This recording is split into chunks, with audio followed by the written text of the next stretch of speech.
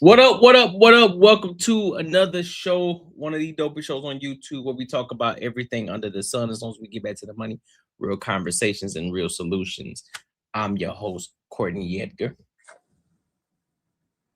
There we go. What's the word? What's the word? How y'all feeling, bro? Welcome to another episode. Welcome to another episode, man. I hope y'all having a great Wednesday. I am having a phenomenal Wednesday, man. Today, it has been great.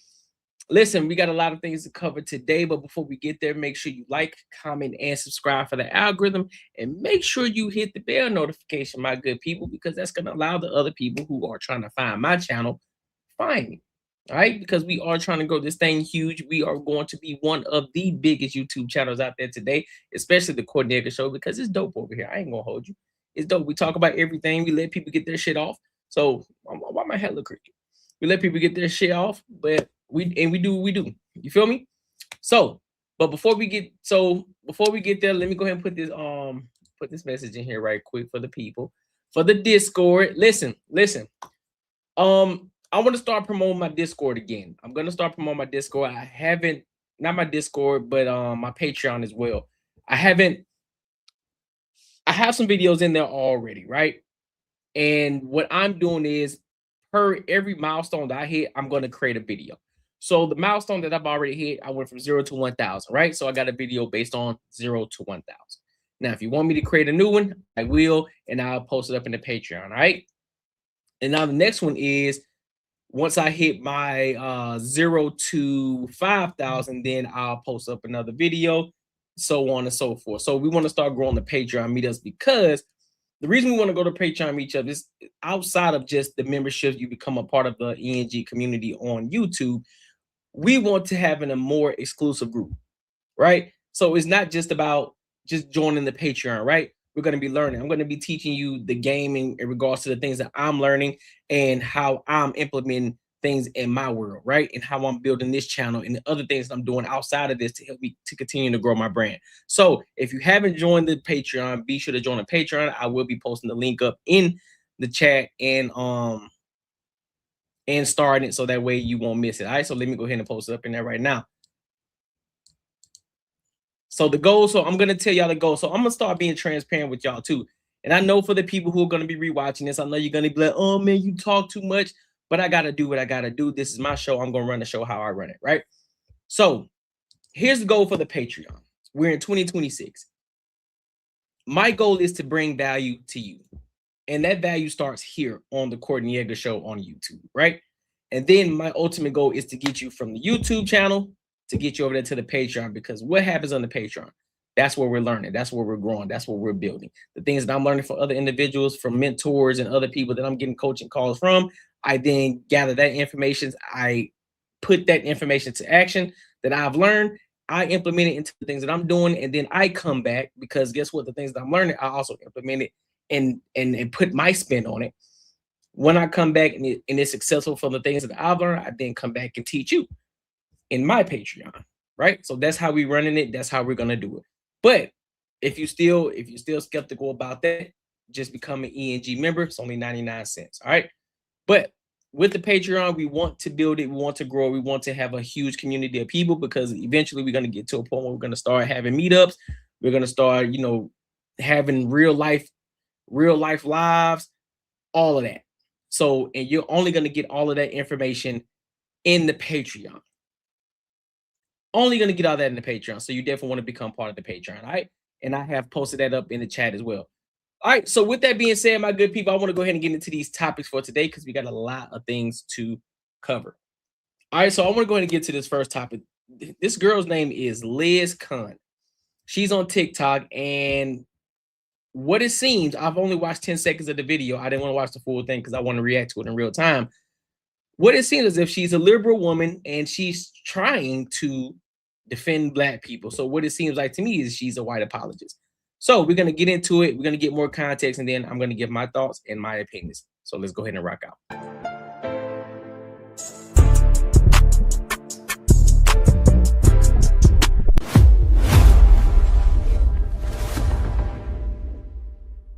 People are being lynched all around the country right now. They are being found hanging from trees in public spaces. They're also going missing. They're also being murdered in lots of other ways as well.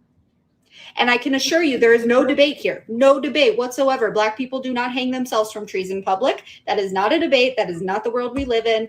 Don't even try. Now, instead of giving high-level details about all of the people and all of the situations, I recommend, honestly, just leave this video if you feel like it and go to Black creators that are talking about it. They're going to have way better insight on this situation than I am. However, there are things that I can talk about as a white human being on the internet. And that's the privilege that I have when I walk into a room or I enter a situation that Black people simply don't have. And I can use that privilege to support the Black community. And so can you. So if you look like me, let's have a conversation real quick. When I walk into an establishment, I am not immediately judged as somebody who is lesser than, who is going to steal, who is going to harm somebody, who is probably carrying a weapon. That doesn't typically happen. But that does.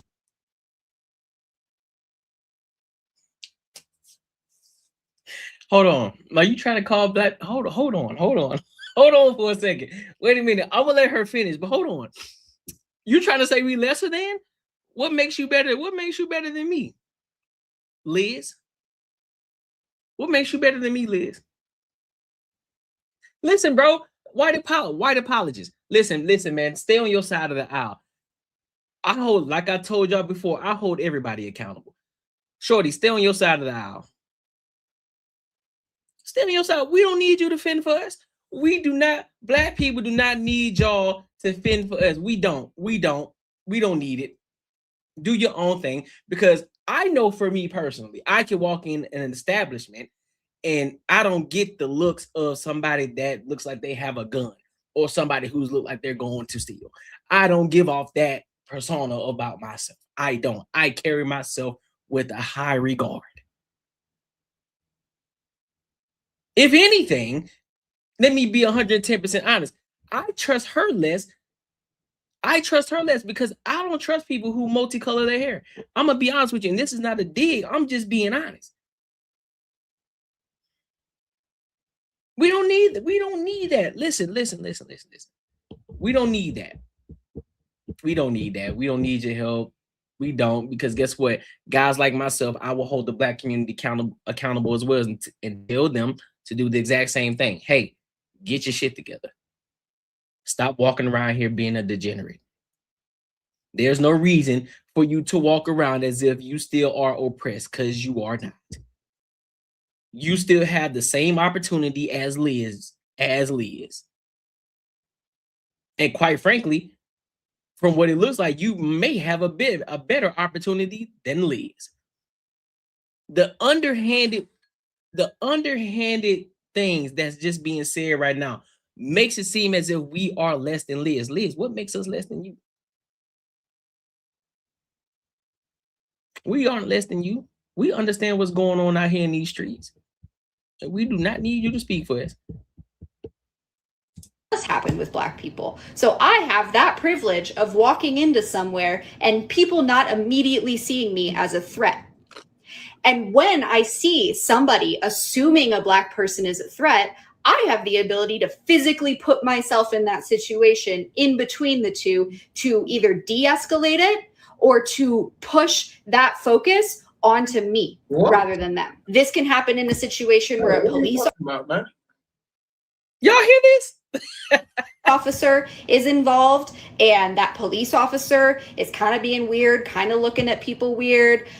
This can happen in a situation where there are microaggressions, where there's racism, where an establishment is just like, you know, people are following Black people around the grocery store, whatever it is. There's lots of situations that pop up every single day. The second you walk outside, it'll probably happen. You have the ability to physically put yourself in that situation and to, again, either de-escalate or have the escalation moved towards you. The focus is now on you, the person who is probably not going to get harmed or go to jail or get shot dead because they decided to have a confrontation. That situation is a hard reality for Black people all around the country, all around the world. White supremacy is getting worse and worse. And what I mean by that, it's already existed. It's existed for forever, but the openness of white supremacy and racism is astronomically bad right now. And if you have any heart, if you are white and you have the ability to stand up for the Black community, you better fucking do it, because white supremacy is going to keep getting worse. And if it keeps getting normalized because nobody's saying anything or doing anything or redirecting things towards them, where it's not a dangerous situation anymore, then Black people are going to keep being found fucking hanging from trees. So hey, Black people. Hey, who's she talking? Who's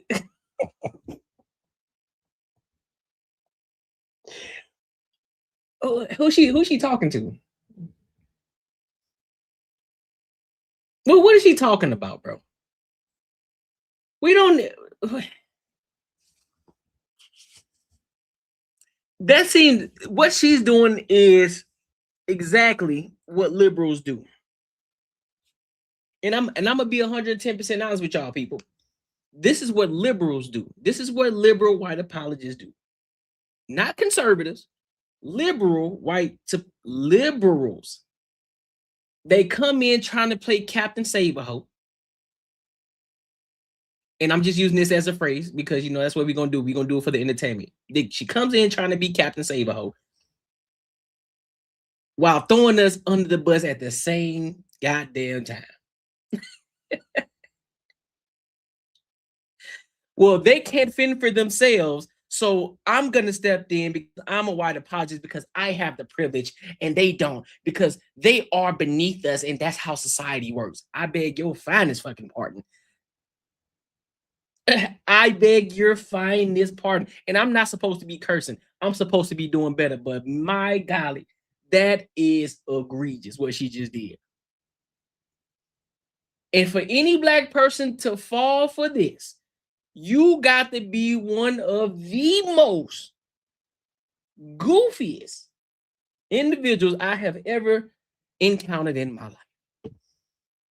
Stay over there where you at. Real talk. Stay over there where you at. We don't need it. We don't need it. We can fend for ourselves. All we got to do is get some of those Pan-Africanisms, you know what I'm saying? The Pan-Africans, you know, the super pro-Blacks who still think we're oppressed when we're not. All we got to do is talk to them. Hey, big dog, I'm going to need you to wake up. I'm going to need you to come to 2026. Yeah, I get it. There still are some racist people out here. I get that. But we can't live our lives every single day worrying about what they got going on and what they think about us over there. We got to focus on what we got going on. We got to focus on moving the needle forward. We got to focus on becoming better as a community. We got to focus on continuing to keep invested in ourselves in order to build and grow. That's what we need to continue to keep focusing on. We can't worry about what they thinking. We can't worry about the white apologists who up here underhanding the dog shit out of us, throwing us under the bus at the same time while they thinking they trying to save us. That's crazy. It ain't happening. We ain't going for it. Keep it pushing. She wild for that. That is wild. But hey, man, make sure you like, comment, and subscribe for the algorithm, and make sure you hit the bell notification. I don't understand it. I don't. Listen, if you enjoyed this video, be sure to check out either of these two videos right here. And make sure you share this post with your friends and your family. I ain't gonna hold y'all. I don't know what that was. I don't know what that was. Unbelievable. Way to start the show. That's one hell of a way to start the show. Let me read some of these comments real quick. What up, Glitter Red? She said, I think she doesn't know how to use her words and be articulate. Facts. I see what she's saying. I see what she's saying. I hear her, but we don't need it. Imagine getting involved with police interactions that have nothing to do with you. Facts. I don't even get involved with other. I don't get involved with nobody. I don't get involved with none of it. Nope. Exactly, priest. Exactly, priest. She just putting herself in a line of fire. Yeah, she wilding for that. Nah, she ain't gonna do that. My dog, what's up with you, real life PJ? I can respect that she wants to intervene, but she's also giving dangers to herself and others. Now she's doing it because she is low. She's basically saying that she better, and they ain't gonna do nothing to her because she gonna step in the way of it. That's basically what she's saying. It's almost like a back. It's an underhand like a mother hell. I said a mother hell. What am I talking about? I just came in, so I'm catching partial clip. I got you. Black Lives Matter means blame everyone for you being a racist. Black Lives Matter have BLM meaning. Wait, I like this background. Hey, I appreciate you, Glitter Red. Listen, we made some changes out here. You know what I'm saying? I appreciate you. We made some changes. We are still the least racist country. That's facts. I agree. I 110% agree with that. No. Only white people with privilege can say black people. You're right. Right. Exactly. Bull City, what up, big dog? What it do? All right. So look, we gonna go ahead and move this train forward because that was egregious. All right. So yeah, make sure you like, comment, and subscribe for the algorithm. Make sure you hit the bell notification. So I want to get my dog AR Smitty. What's popping, big dog? What's good with you, family? What's good with you? How you feeling? I want to go to this Arizona topic because you know this is in my city as well. So you know I got to cover some things that's going on in my city. Arizona. A Glendale woman found dead after going out with the man she met online. So we're going to get into that, and then I'm going to give my thoughts and my opinions. I don't get it, bro. I don't get it. So let's go ahead and rock out, and let's get to it.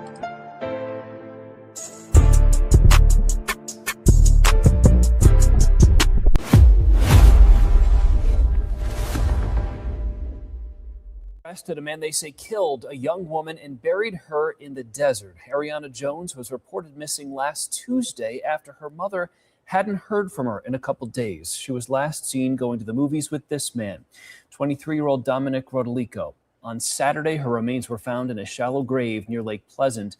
Rodolico is now charged with first-degree murder. He's being held on a $2 million bond. And tonight we are hearing from Arianna's mother, who again reported her missing. She spent all of last week searching for her daughter and told our Molly McBride this is not the ending that she had imagined. Her mother says her daughter was so much more than a headline. She doesn't want her to be defined by what happened to her and instead by who she was.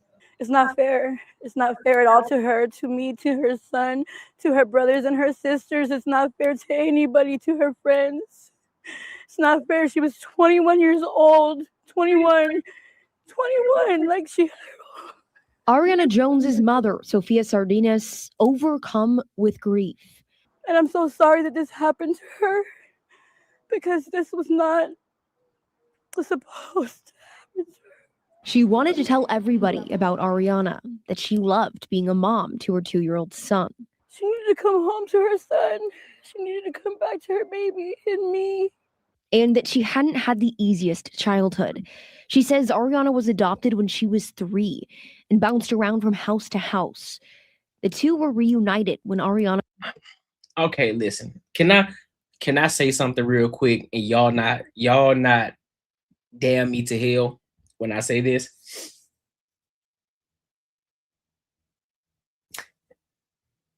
I see a lot of holes in this situation. I'm not gonna victim blame. I'm not gonna do that. But I see a lot I see a lot of red flags in this. I'm just gonna say that. I see a lot of red flags. I was 18, and she had big plans for her future. She wanted to have a family. That's all she wanted. And for this guy to take her life from her like that? Sophia reported Arianna missing July 7th. She says she stopped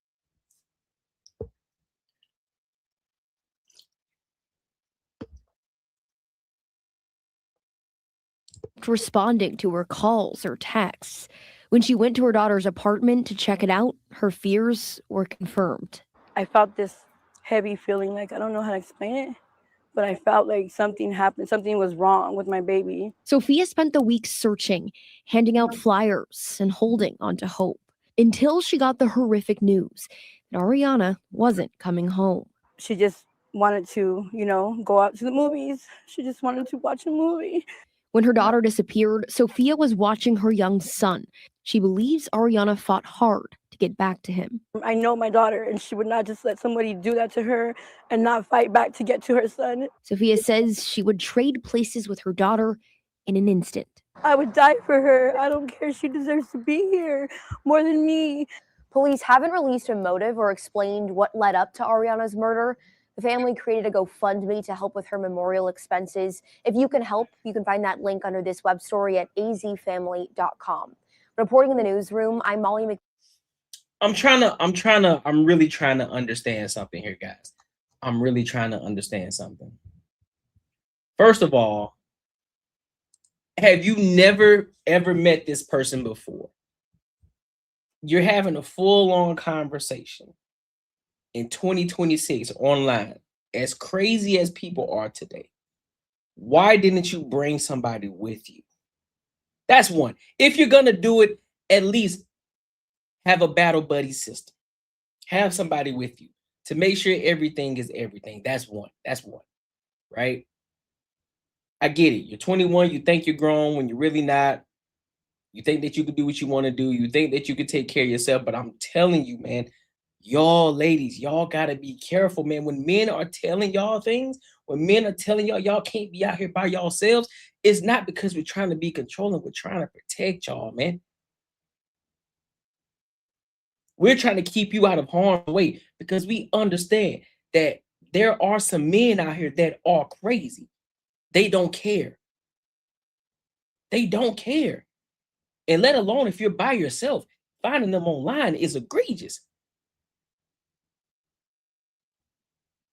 And so the red flags that I'm talking about, where the father at?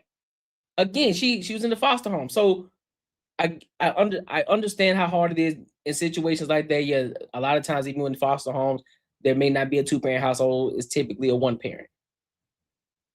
So even understanding the fact that that's not your kid, you need to be more vigilant as a mother and paying attention to what she got going on and what she's doing. I don't care if she's 21. I don't. Bro, I do not care. If that's your kid, you're going to look out for your kid. You're going to try to protect your kid as long as possible. You want them to live a full life. So you're going to do your best to keep them out of harm's way.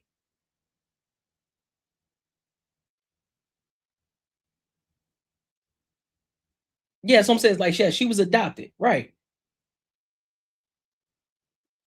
I just covered a topic that happened in Glendale, Arizona. Again, in the same goddamn area, y'all. Same area. Glendale. Over there by Westgate Mall. There was a shooting. There was a shooting that popped off at Westgate where all the clubs, people just, on 4th of July, people just out there trying to have a good time. And yet and still, people out there losing their marbles, out there shooting up the place, up in the blicky. Shooting from the hip. Mind you, the All-Star game is going to be here in 2027 in February. Y'all need to get y'all shit together. I get it. It's hot. It's hot in Arizona. It's 105, 115 degrees. People can't think straight. Their wiring is fired up right now, bro, because they need some cool weather. It gets crazy when it's hot out here. Stay in the house. What you going outside for anyway? It's hot out here. You don't need to be going outside anyway. And let alone you got a 2-year-old, you can have a 2-year-old child You need to be more vigilant. You got to be more vigilant, man. You got to be more careful. Ladies, you got to start moving. You got to start moving better. You have to start moving with more intention. I get it. You're independent. You're strong. You're strong-willed, and you're very rebellious too. And your rebellion can put you in some BS that you do not want to be in. Because regardless of how grown you think you are, you ain't overpowering no man.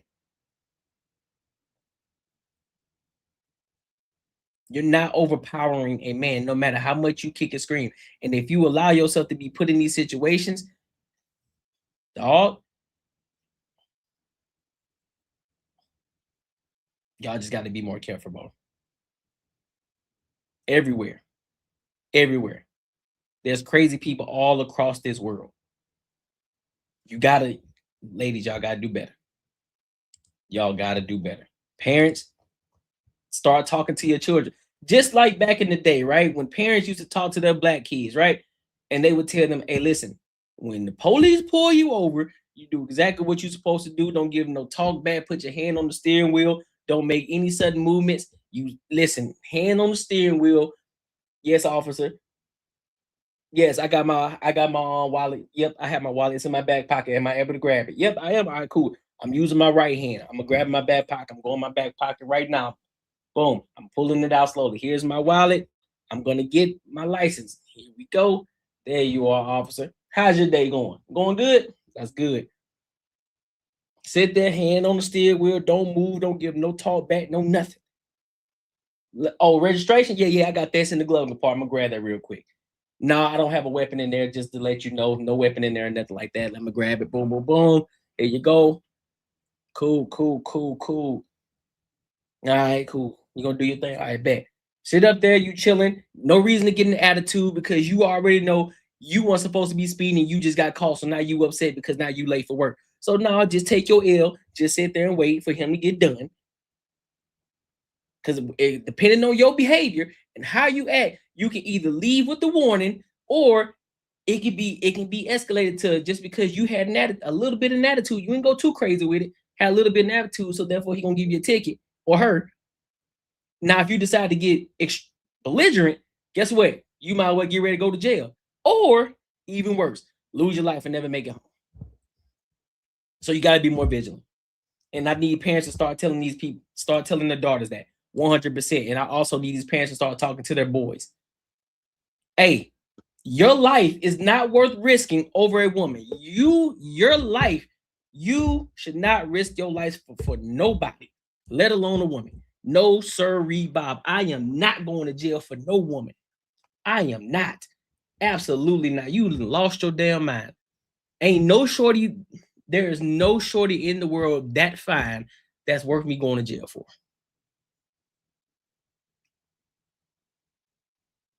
Because I wanted some box or for whatever other reason, because we don't know the reason as to why she got unalive. Not doing it. So next time, ladies, if you meet a man online, first of all, I need you to be I need them antennas going off. Beep, beep, beep, beep, beep, beep, beep, beep, beep, beep, beep, beep, beep, beep, beep, beep, beep. Hey, listen, I want to meet this dude, so I need at least 2 of y'all to come with me. I need 2 of y'all. I need one dude, one shorty. One dude, one girl to come with me. Because we got to vet this dude. We got to make sure he's straight. And I need y'all a location on. Location on. Don't turn your phone off. Make sure your phone is charged. Make sure you got gas in your vehicle. I don't want nobody falling behind, but I need y'all to trail to make sure we straight. Make sure ain't nothing popping off. Bring the blicky too if you got to, because just in case he try something slick, y'all gonna be right there. Because I don't trust this fool. And then once you start to have a conversation with him, and you start to see certain red flags, don't overlook them. Pay attention. Pay attention, because guess what? The red flag is gonna show. I don't care how good of a person. I don't care how smooth he is. The red flags are gonna always show. And you move accordingly. You feel me? But prayers go to the mother. Prayers go to the baby, the 2-year-old child. I still hope that 2-year-old child is able to grow up and live a prosperous life. You know, I hope I hope they get, and I hope old buddy get what he deserves after everything comes out, because we don't know the full story, right? And like I said, I like to play it on the even keel field. Once we know the full story, then we can go all the way in on him. But right now, just based off of this story, he's looking guilty. Looking guilty. $2 million bond. Hey, big dog, you finna sit for a long time, and you gonna have to think on your actions. You're gonna have to think on your actions, because none of this shit is worth going to jail for. Now you gotta sit in jail and protect that backside for a long time, big dog. I ain't with it. I'm not with it, man.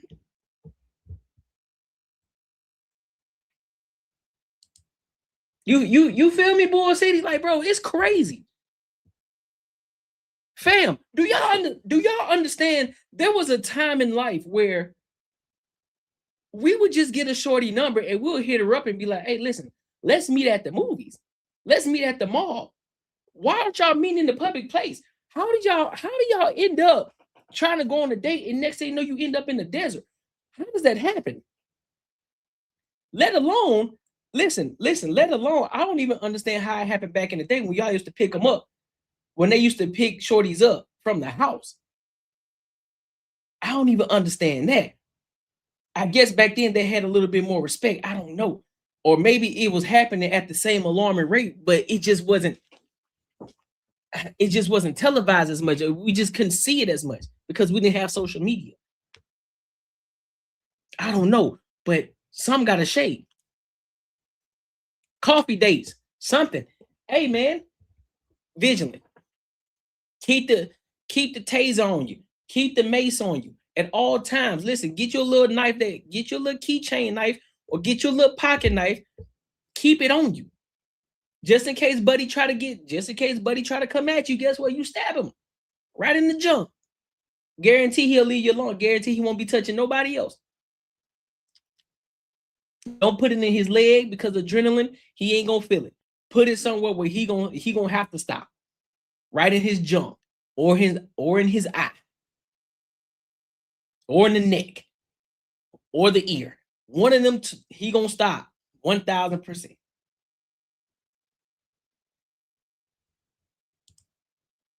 I said, now they act like meet me in the dark area in the project. These girls are like, cool. I'll be like, yeah, you feel me? He seemed sweet. Oh, he seemed cool, pretty chill. I like the conversation we had online. Online, you might be talking to somebody else. You don't know who that person is. Listen, FaceTime me first. No, FaceTime. I got to see if you're real first. That's the first line of defense. I got to see if you're a real person. Oh, you're a real person? I bet. That's one. I bet. We got a check mark on it. Where you stay at? If you stay anywhere in the projects, I'm good on you. Nope. Oh, you stay over there? Nah, I'm good.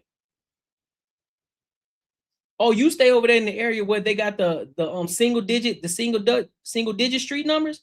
Nah, I'm good. I already know you in the bad area. I'm straight. I ain't coming over there.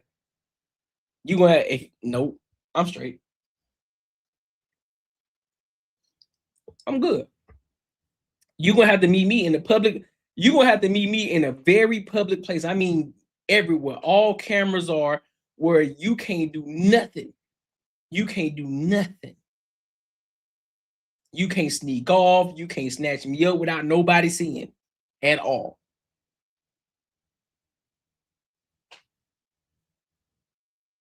But prayers up to the family, man. That's sad. But that is sad, man. Now this baby gonna grow up without his mother. Some dumbass dudes out here, bro. Real talk.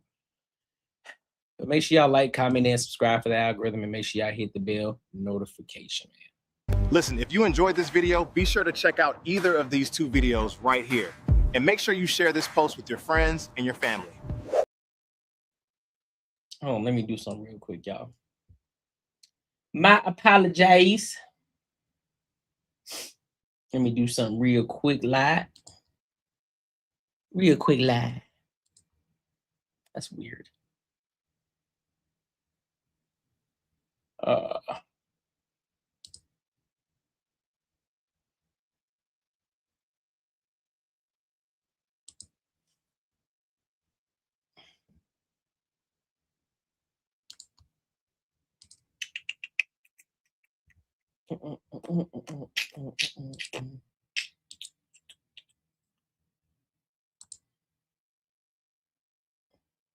Yikes.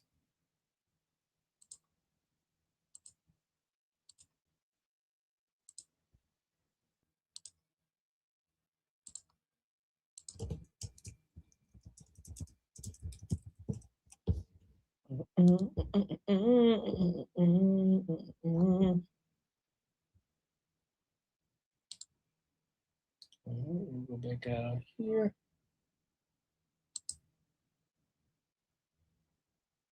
Okay.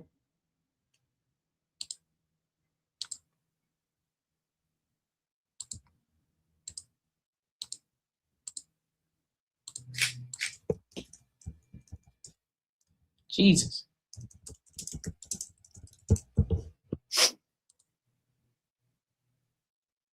All right, let's get to it. Let's get back to it. He said, you say?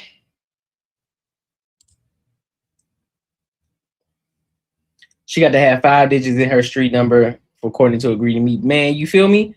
10-foot ceiling energy, 1,000%. 1,000%. 5 digits. Listen, anywhere between 1 to 2 digits. Can't do it, bruh. I can't do it. Anything that say Booker T or Montgomery, Martin Luther King Street, I'm straight on that, big dog. I am good. I'm not going. You can say, man, stop being a little bitch. Man, call it what you want. I'm not going. No. I'm not going. For what? If you really want to meet me, guess what? You're going to have to meet me somewhere where I feel comfortable. You're going to have to meet me somewhere where it's a little bit more elegant. And if you uncomfortable, then that means you don't even need to be in my life in the first place.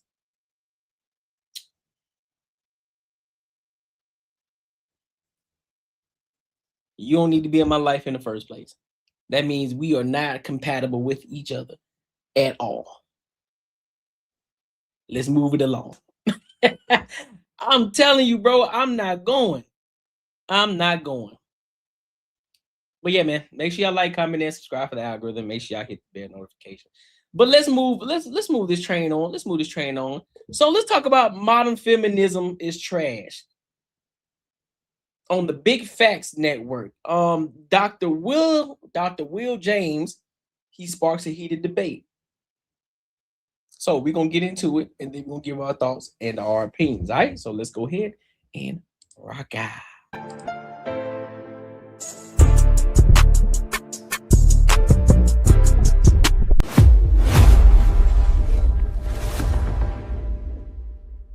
The 664 between Black men and Black women. I see some of the things you spoke about in your own work. My first question is, how do you think we can alleviate that war between Black men and Black women that's just growing bigger and bigger and bigger with these podcasts?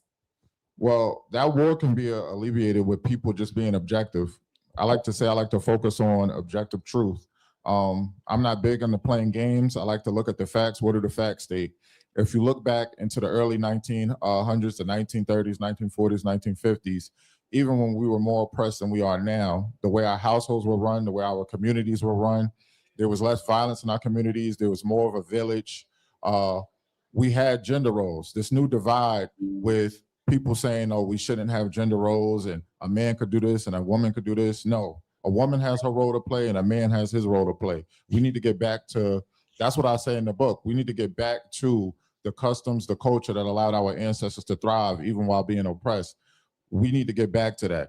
There's too much games and too much, foolery playing around. People don't want to be objective. If you tell a woman right now, you had 3 kids, that drops your value. They say, no, it don't. You know, I got 3 kids, but I'm smarter. Let's stop playing games. You know, you're not as attractive with 3 kids as a woman that doesn't have 3 kids. Dr. William James. Just Okay. not. Wait, what? Can't play games. So wait. I'm sorry. Let me peel it back. Let me peel it back. Oh, they fired up. Do you think that gender roles, excuse me, I got it. Now y'all want to pay attention. When he say something y'all don't like to hear, I got it. Ooh, I like that. Now let's go back to gender roles. Do you think gender roles will take us back to like the 1960s? When you say gender roles, first of all, define what you mean by gender roles.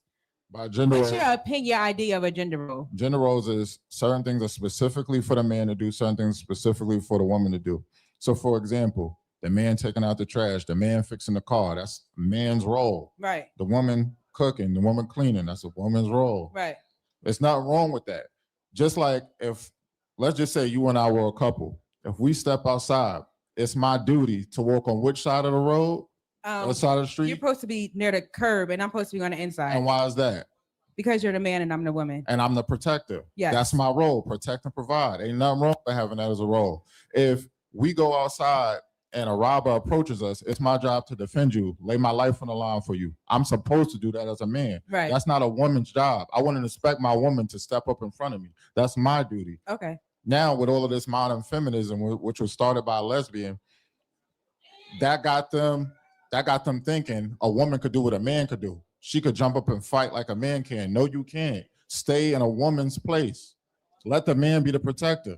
And here's the thing. I guarantee you there are women who agree, they just don't like how he said it. Yeah, let me say it again. They don't disagree with what he's saying. They just don't like how he said it. Tone policing. Well, it's not what you said, it's how you said it. What did he say? What was the word that he said? Know your place. They're gonna take that as disrespectful. What do you mean, know my place? I am an adult. I am a grown woman at my big age. I am a grown woman. What do you mean, know my place? It means know your role. Don't step outside of your role that you don't need to. You operate best when you stand inside this box right here. But here's y'all issue. But I'm more than just that. Cool. That's fair. That's cool. Nobody's saying that you're not. But understand, you can still be more and still be within your realm and how you operate. You can still do exactly what you do and thrive in it and be more. But what the problem is y'all ego. That's all it is. It's your ego. Your ego cannot sit there and comprehend the fact that, listen, I want to, like y'all always say, y'all want to be in y'all feminine. You know, you want to be in your divine feminine, right? So how do you be in your divine feminine? By operating in that space. How do you operate in that space? Not only when a man comes around or a true masculine man to put you in it. I don't care what none of these feminine men talking about, what these feminist men are talking about. A woman that is feminine will always remain feminine, because make it make sense to me. How would it sound if I said, listen, man, I'm only gonna be masculine for the woman that's gonna make me masculine, that's gonna put me in my masculine energy. I'm only gonna be masculine. I'm gonna remain feminine. I'm gonna remain who I am until the most feminine woman comes over here and makes me a masculine man. How does that sound? They're gonna be like, boy, you sassy as hell. Like, boy, you sure you ain't playing for the other team? You know how many questions you're gonna get and how many side eyes you're gonna get if I said some shit like that. So it goes the same way for women. No, you don't become you don't operate in your masculine and then all of a sudden this right man or this truly masculine man puts you in your feminine energy. You're supposed to already be there. That's why it never says he who findeth the husband findeth the good thing. He said he who findeth the wife findeth a good thing. We find that. So you already supposed to be operating in it, but y'all have gotten so far away from the path, it's hard to reel y'all back in. Some are getting it. Some are finding their way back to the trail. Some are finding it back, but some of y'all, the rest of y'all, some of y'all are hard-headed though. You're fighting against it. You want to be a contrarian so bad. You want to fight against it. You want to fight against it.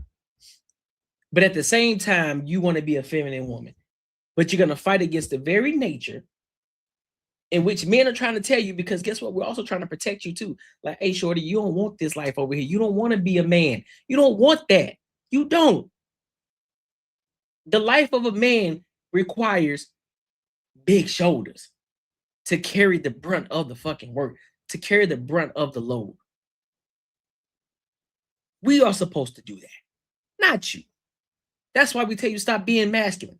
Because for one, you ain't finna whoop my ass. So why are you being masculine for? Sit your little ass down somewhere. Calm down. You ain't finna do nothing. Sit down. And just chill. Take a chill pill. Let me do what I do. And you do your thing. And you be best at what you do. And we operate this thing together. And we come together. And we make something great. It's simple, man. Why y'all make relationships so hard? Y'all make relationships hard. That's y'all problem. Y'all even got lesbians rethinking about dating y'all. That's crazy. So it can't be the men. It can't be. If you got real deal bull daggers out here like, hey man, y'all ladies something else out here. What you mean you ain't gonna spend no money on me? What you mean you can't take me out for once? What you mean you can't even just throw me a little money to get my hair cut? What you mean? Or what do you mean that me, as a person who decided to come in your life and help you take care of your kids that aren't mine in the first place, and yeah, you still treat me the way you treat me? That's what the bull daggers are saying. So it ain't just the men telling y'all, because we aren't the ones complaining. We just are giving y'all rebuttals to everything that y'all complain about, and we're telling you why the reason is the way things are, because y'all made it that way, and we just adapt. Stay in a woman's place. Let the man be the protector. So, very hot topic. I see where you're coming from. And I kind of feel like feminism did cause a little setback. Exactly, Bull City. I don't need Shaq to be my point guard. I need Shaq to thrive under the paint. That's what he's best at. That's what he's best. I don't need him to get outside and shoot a three. I don't need you to do that. I don't need Chris Paul to get in the paint and post up. I don't need him. I need him to be the floor general. I need him to run my plays, get people open, create plays, be a playmaker. That's what I need you to do. LeBron James, wherever I need you to be at, that's what I need you to do. You're going to make shit happen. Michael Jordan, hey, big dog, I need you to get us a bucket. Kobe, I need you to get us a bucket. Yes, everybody on the court can get a bucket, I know. But at certain points, I'm going to need one person to do a certain thing. Chris Paul can get a bucket. LeBron James can get a bucket. Jordan can get a bucket. Kobe can get a bucket. But everybody can't get a bucket at once. So there's going to be a point in time where you're going to thrive. And I need y'all to operate. I need y'all to operate best where y'all are great at.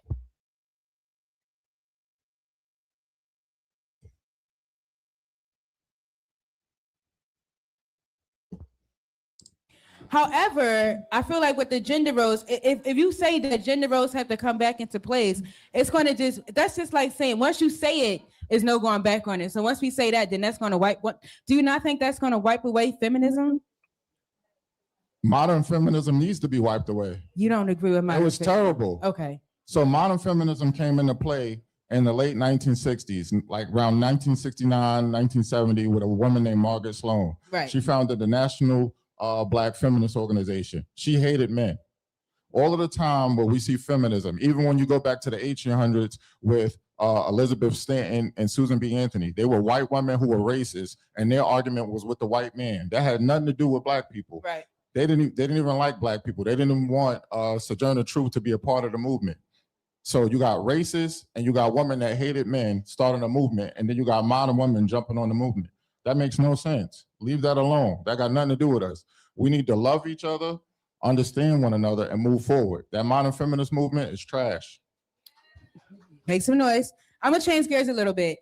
During a past interview, you said that the removal of Black men from the family assisted with tearing down Black families. So this is all public knowledge. You know this, I know this, I'm sure everybody in the room knows this. Yet the numbers have not increased with Black families. Why is that?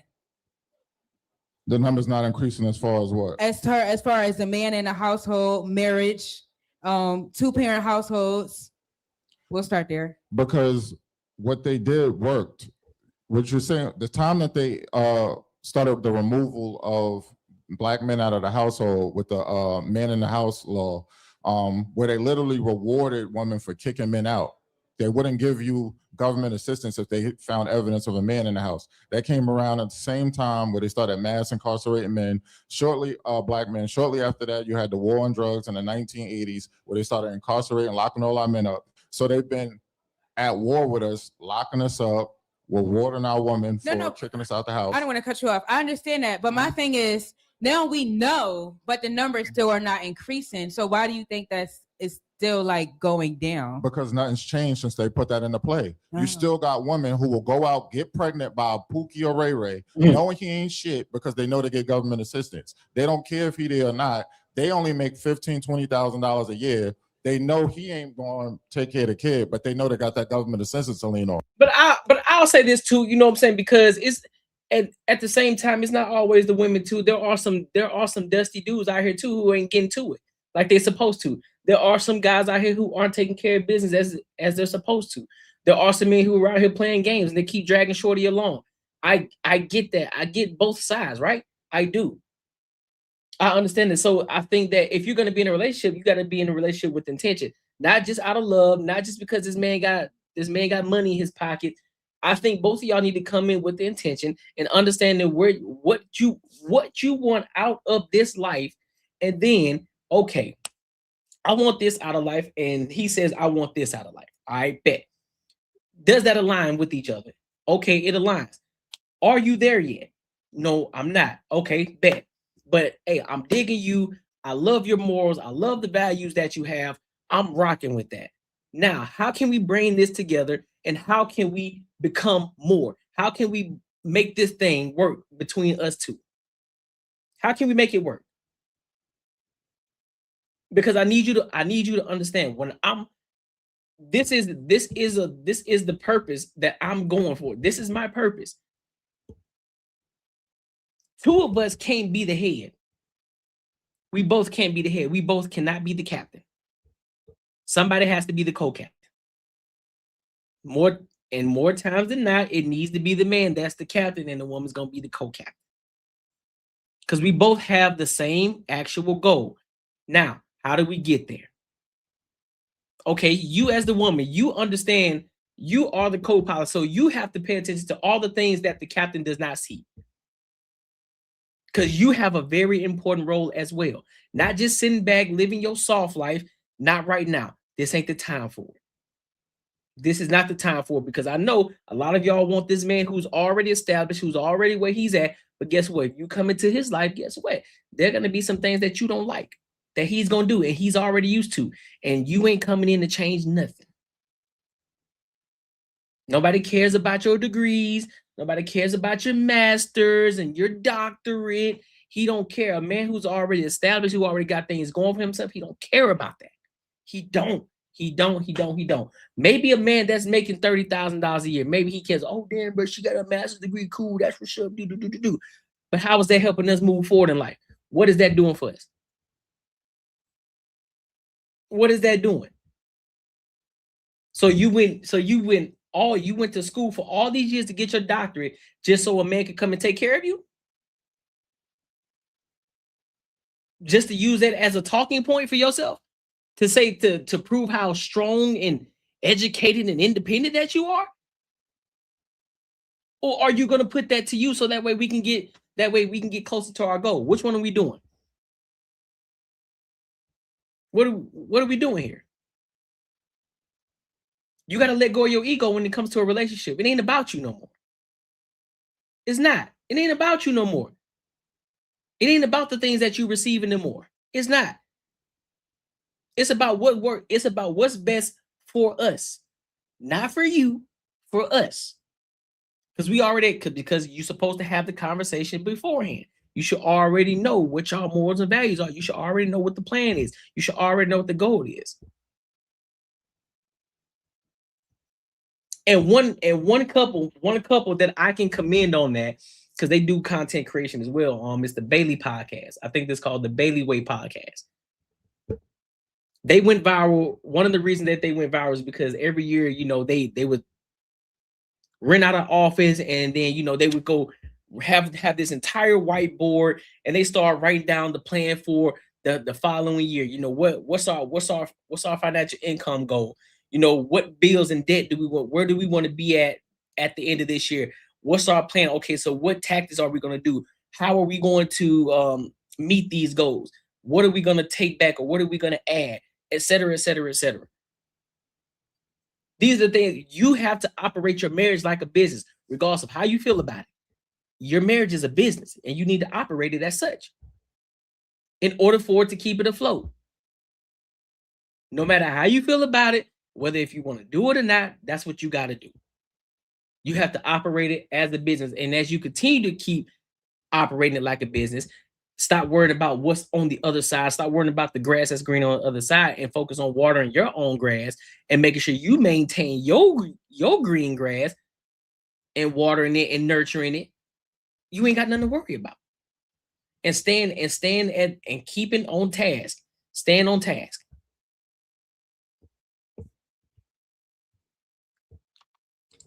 And so it's too many of us still relying on government assistance instead of getting a family, a Black nuclear family, Black man, Black woman, Black child, planning a household, planning a family, planning a pregnancy. They're just going to rely on government assistance. You keep relying on the system, they keep you locked in the system. You can't get out of it. Do you think they should do away with government assistance? That's a hard one, because some people really need it. There's some people who, I come from humble beginnings. My parents wasn't on government assistance, but both of my parents were maintenance workers. My father ended up, getting investments and doing certain things later to be successful, but he never relied on that. My parents worked hard and stuff like that, but I know some families who really need it. But I think what we need to do, I think people need to plan their families. I'm tired of people having— Not plan the family. Yes, people need to plan their families, and you need to save money, have a certain amount of money saved before you even have a kid. I'm tired of seeing these struggle families and these struggle babies, and y'all broke up before the baby even get here. Child. I'm tired of seeing these baby showers and the father not even there. It's just a woman taking pictures by herself with her sister and the aunties and stuff like that. We need planned families, have some financial literacy, plan it, save some money, prepare for the child so that you can invest in your child. There's too many people that think having a child and just putting food on the table and closing their back is the end of it. Right. What about the resources? What can you provide your child? Right. Can you get that child to play a sport? Can they play an instrument? Can they learn an extra language? How do you invest in your child? What can you provide for your child other than food and water, the bare necessities? You got to do that. You literally have to by law. Right. What else can you provide for your child? Prepare for that child instead of just going out, having a good night of sex, getting pregnant, and then raising the next drug dealer or gangbanger. Right. I love it. Very well said. Very compelling conversation. If you could begin a quiet movement to create— Hey, that's fair. He cooking. Shout out to him, dog.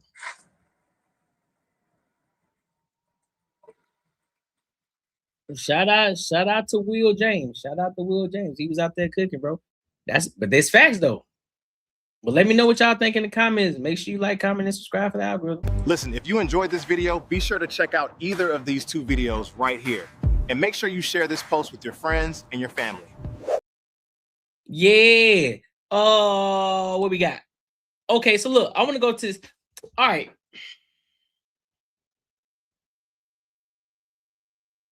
I want to go to this. You know what? Let's get ratchet. Let's get ratchet for a second. You know what I'm saying? We're going to get ratchet. And then, we'll go over to talking about a little bit of the funds and the monions and stuff like that. All right. So I want to go to this other one on this other topic real quick. Tonight's conversation. I don't know, maybe it's my algorithm or something, but a lot more tonight's conversation videos have been popping up. And I thought one of these videos was interesting. So we're going to get into it, and I'm going to give my thoughts and my opinions. All right. So let's go ahead and rock out. Things that way.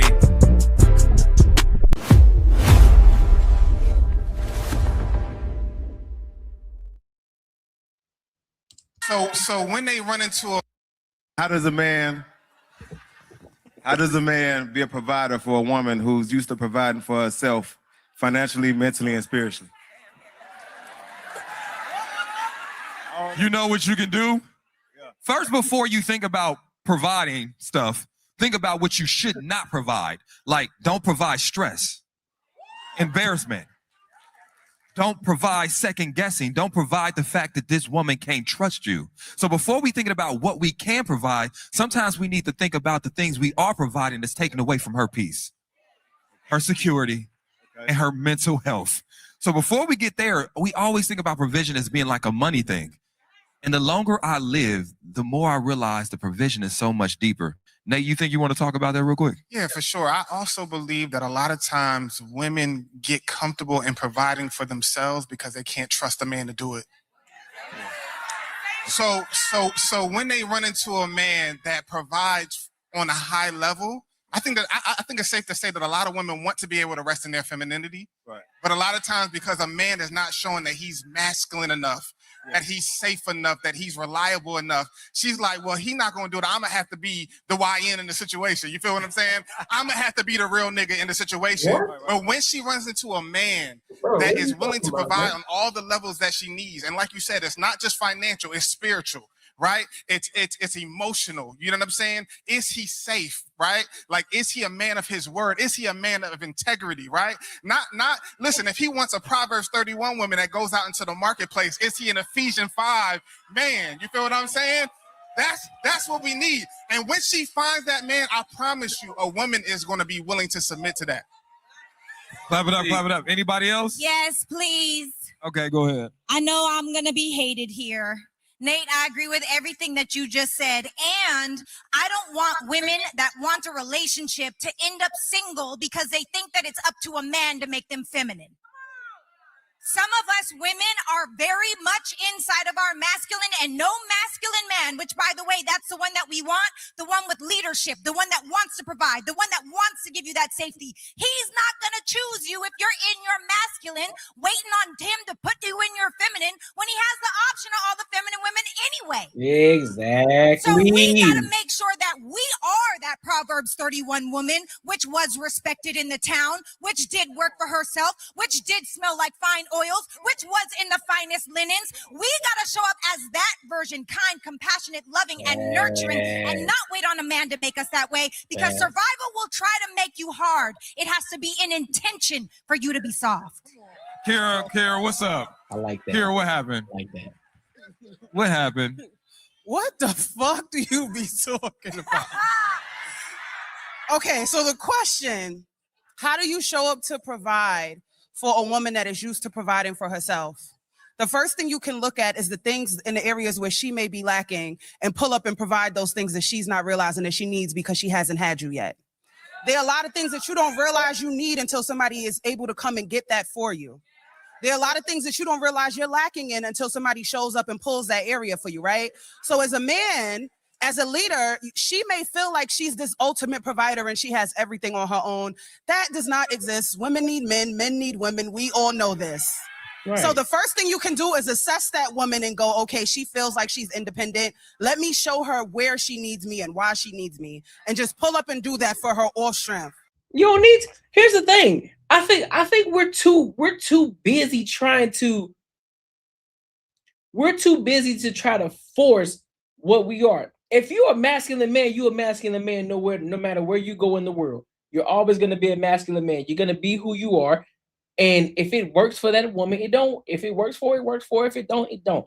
You're going to be a masculine man regardless. This is what I'm talking about. It's always a condition as to somebody has to come in and make you think otherwise. Somebody has to come in and change your mind. Instead of going into something with a clean slate. Listen, bro, you as a woman, you gonna remain feminine all the time. I don't care if you work. I don't care if you pay your own bills. You decided to leave out of your parents' household. You decided to go live on your own. So you got to take care of your responsibility as what? A freaking adult. You have to take care of your responsibilities, or guess what? You're going to be on the side of the road. So you have to handle your business. That doesn't always come with masculinity. You can still work a job and be as feminine as they come. Be as feminine as they come. But y'all be listening to all of these different talking points that a lot of people have. Oh, girl, you're massive because you're paying bills and you're taking care. You decided to go and buy that expensive apartment, knowing that you're going to be living paycheck to paycheck. You decided to go buy that new vehicle that you know you could barely afford, instead of sitting back and like, you know what? I'm not going to spend all my money on this. Listen, matter of fact, I'm about to go back home and live with my parents. Or if you can't, there's no reason to, if you have a good paying job, there's no reason to go and get a job or go and get a home that's damn near gonna end your paycheck on the first time you get paid.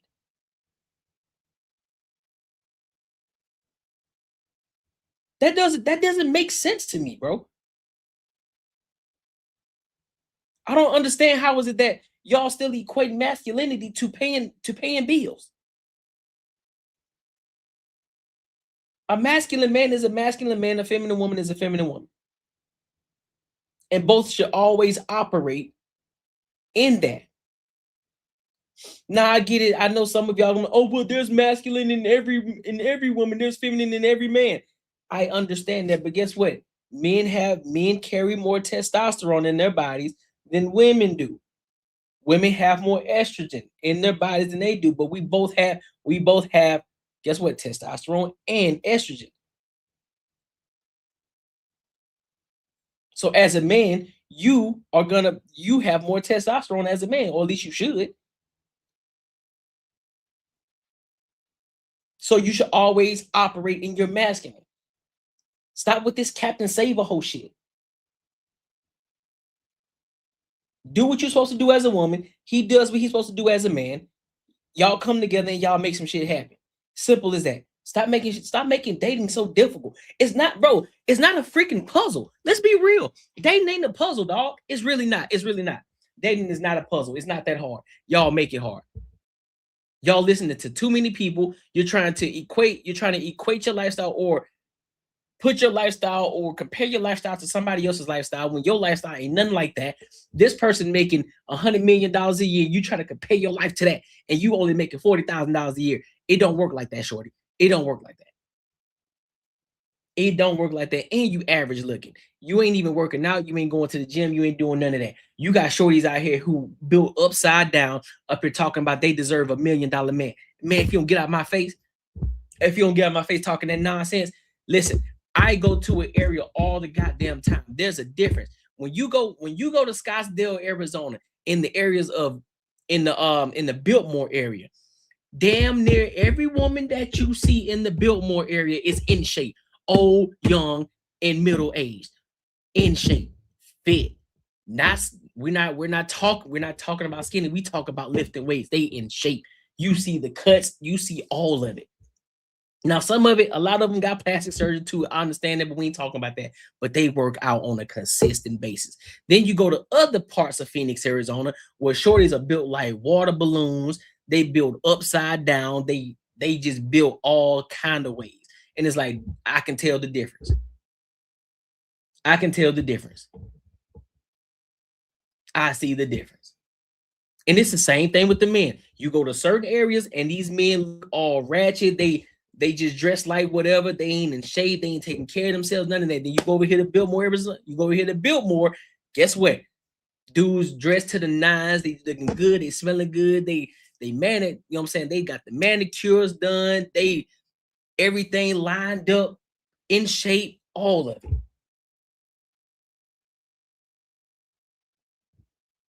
So I'm not gonna sit here and continue to keep having this conversation about, oh, well, it's the masculine man. Now, mind you, they still have these conversations over there too about masculinity and femininity, or women can do this. They still have that feminism shit going on over there too.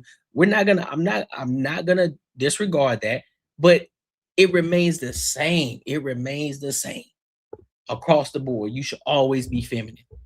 That doesn't mean that you're a walkover. That doesn't mean you're a doormat. It doesn't mean any of that. It just means you are operating the way that you're supposed to operate. Just because he's a masculine man, that doesn't mean that he's a Neanderthal, that he just, I'm a man. That's not what that means. That's not what that means. We're not talking about the dumb jocks here. The ones who just, hey, yeah, I play sports and I'm just muscular. We're not talking about the Johnny Bravos. We're not talking about them.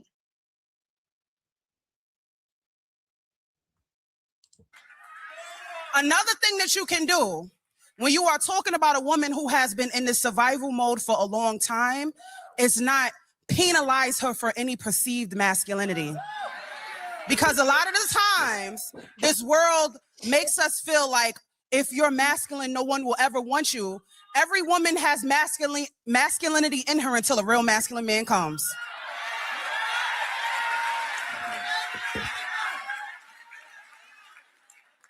Femininity only has a place to thrive when masculinity is present to protect it.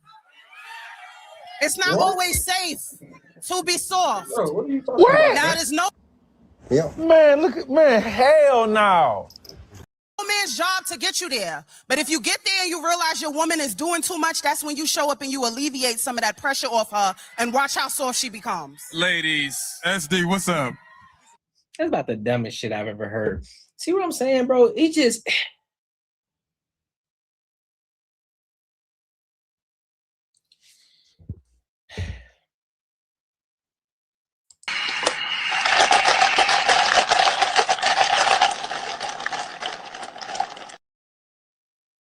That's what I'm saying, real life, PJ. Here's what I'm saying. Why does everything have to be survival mode? Why is everything survival mode? Oh, when the woman she's in survival mode. No, she ain't. No, she ain't. Not when she's going to brunch every Sunday, kicking it with the girls, having mimosas and drinks. Or when they kicking it when they get off work, having their wine and then watching Love Island, and then making TikToks about it, talking about Love Island. Oh, girl, look what happened on Love Island. Oh my God, he's on my all that BS. They ain't struggling. They ain't in survival mode, man. They're not. They're not in survival mode. They're not in survival mode at all. Let alone a lot of them up here talking about they decentering the men. Which is cool. Like, hey, go ahead, decenter us. Fine with us. We kicking it anyway. Here's the thing. We gonna do what we do anyway. Whether y'all are here or not. We gonna do what we do. Whatever that looks like. A man who lives by himself, guess what? If he ain't getting no boss, guess what he gonna do? 9 times out of 10, he gonna go home. He probably gonna grab him a drink and he gonna play the video game all day. Or if he's somebody he wants more out of life and he just like, hey man, I gotta get to it. Guess what he gonna do? He gonna go to the gym. He gonna come home. He gonna work. He gonna focus on his other business. Then he gonna continue to keep trying to build that until he gets to a point where he don't need his job no more. He can work on his business, his side business. That becomes his full-time thing, and he focuses on that the entire time. I'm not trying to hear this survival mode crap. Every woman is not in survival mode. Every woman that's single is not in survival mode. That's not. And I don't care where you are in your survival mode. You should always still be feminine. There are men out here who are in survival mode, but guess what? They're not struggling with masculinity or femininity. They're just doing what they got to do to take care of business, to make sure that they keep that roof over their head and make sure they got food on the table, making sure they got money in their pocket. That's what they're doing, because guess what they're doing? They're being responsible adults. But we always gotta throw some BS in there. Oh, well, they're in survival mode. They're out here struggling because there's not a right man that's walking around here. And then, when you understand that when the woman's out here, she's in her survival mode, a man is supposed to come in. He's supposed to see where she lacks, and then he comes in and pulls his masculinity. He throws that masculine energy in it and takes her, and so she can thrive in her femininity. That's the dumbest shit I've ever heard.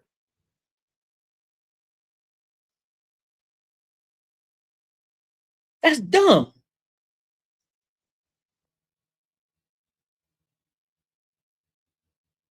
It doesn't make sense. It does not make any sense to me.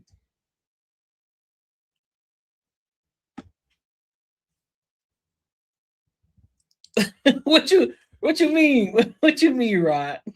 What you mean trying to be like me? I'm trying to be like you, big dog. I'm trying to get like you, homie. Listen, don't show up over here like He-Man, all right? That's not what she's talking about. No. But for the guys, this is why it's important for men to Facts, have life. things more than money.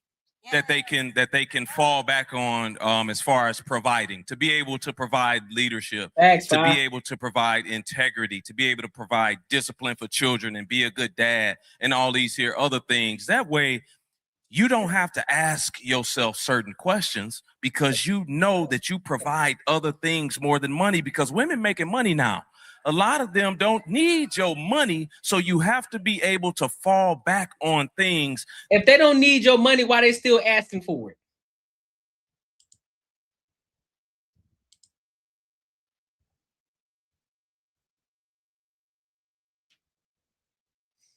You lying to me? You lying? If they don't need your money, why they still asking for it? If they're so strong and independent, because guess what? Somebody gonna see this video and they're like, oh, you sassy because you want a woman to spend money. No. I'm asking a question. If they're so strong and independent, they make their own money, they don't need our money. So how come they ain't taking men out on dates? How come they ain't paying for the meal, but they want the man to pay for the meal? How come on Valentine's Day they ain't buying that man the gift, but they want the man to do everything, go above and beyond for them? How come they ain't doing that? I'm curious. This ain't got nothing. This don't have nothing to do with what I personally do. I'm speaking in general here. So why is it that I see a ton of women out here talking about these men ain't paying for dinner no more? They ain't taking you out on proper days. Or I need a man that's at least spend $500 on me. If he ain't gonna break bread on me, then I don't know what kind of. I don't do coffee dates because I hold myself to a certain standard. But yeah, you're supposed to be independent, right? You make your own money. You don't need my money. So why are you asking for it? Oh, my bad. Because if I listen to you, then that I'm not a real man because I'm not taking you out on a date and I'm not spending hundreds of dollars on you on a date when I just met you. Oh, okay. So that's what we doing. So that's what we doing. Like, I hear you. Shout out to you, Soft Rain. I appreciate you. I'll be reading that super chat in a minute.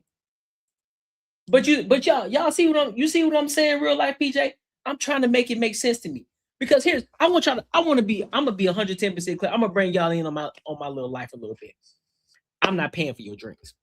I don't care who you are.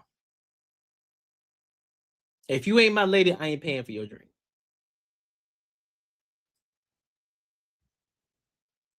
If I'm not interested in you and I'm not trying to truly get to know you, I'm not paying for your drink just because you're a woman. I'm not doing that. What I look like?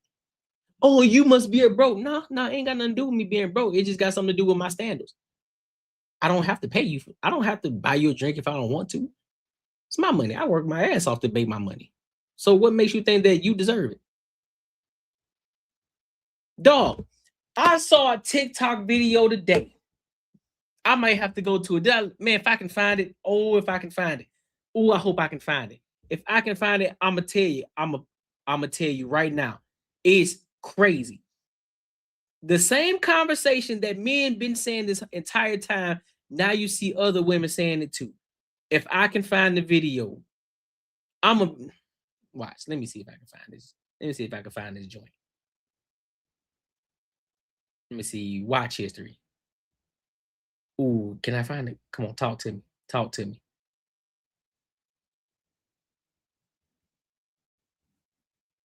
Talk to me. Okay, almost there. I think we almost there. There it is. Yeah, let's find it. Yeah. Shout out to you, real life PJ. I'll be reading that in a minute, bro. Fukari says, I was in grind mode when I was single, no time for relationships. When building an empire, relationships require so many sacrifices that most women don't understand what all men sacrifice to be present. That's a fact. That's another myth too. The chicks are broker than ever. Stop with all these women get a bag lie. That's facts. My wife paid for me this weekend in NYC for my B-Day. See, that's what I'm saying. See, wifey doing wifey things like she's supposed to, bro. Shout out to the wifey, Rob Brown. Shout out to the wifey because she appreciates her man and she pouring into her man just as the man is pouring into her. Shout out to her. You feel me? Oh, listen, I found the video. Y'all. Let me go to it. I found the video. Now, there was a point that men got demonized for this. Men got demonized for it. Now you got other women doing the exact same thing that we were doing at one point. But I don't hear nobody getting demonized for it. Wow, watch this. You, if you are a competitor, I need to know you willing to fight for it. I need to know. You need to compete. Your homeboy wants me. Everybody wants me. What makes you different? What are you bringing to the table? Okay. Black people are. Y'all heard that? I cannot. What do you bring to the table? At one point, men were getting demonized for saying, what is it that you bring to the table? What is it about you that would make me say, you know what? I'm done talking to all these other women, and I'm going to choose you.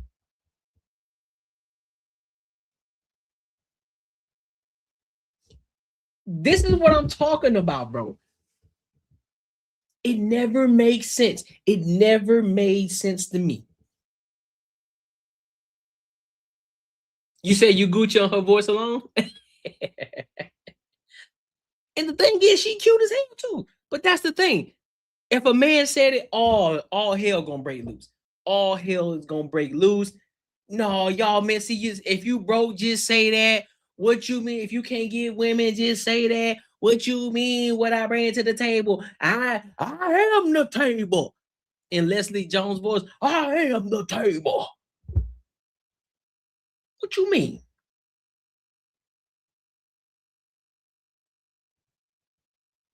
But then when we tell you that you got to compete, like, hey, shorty, don't act like you the only one that got motion going on over here.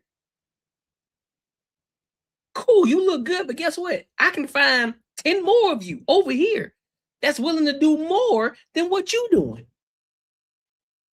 They just waiting for an opportunity. So what is it what are you doing? What are you bringing to the table? Are you a competitor? Are you going to compete? Do you have the wherewithal? Do you have the bandwidth to compete and understand that, listen, at any given moment, these shorties is ready to take your place. So you're gonna have to be a competitor. What you doing? Are you a competitor? You feel me?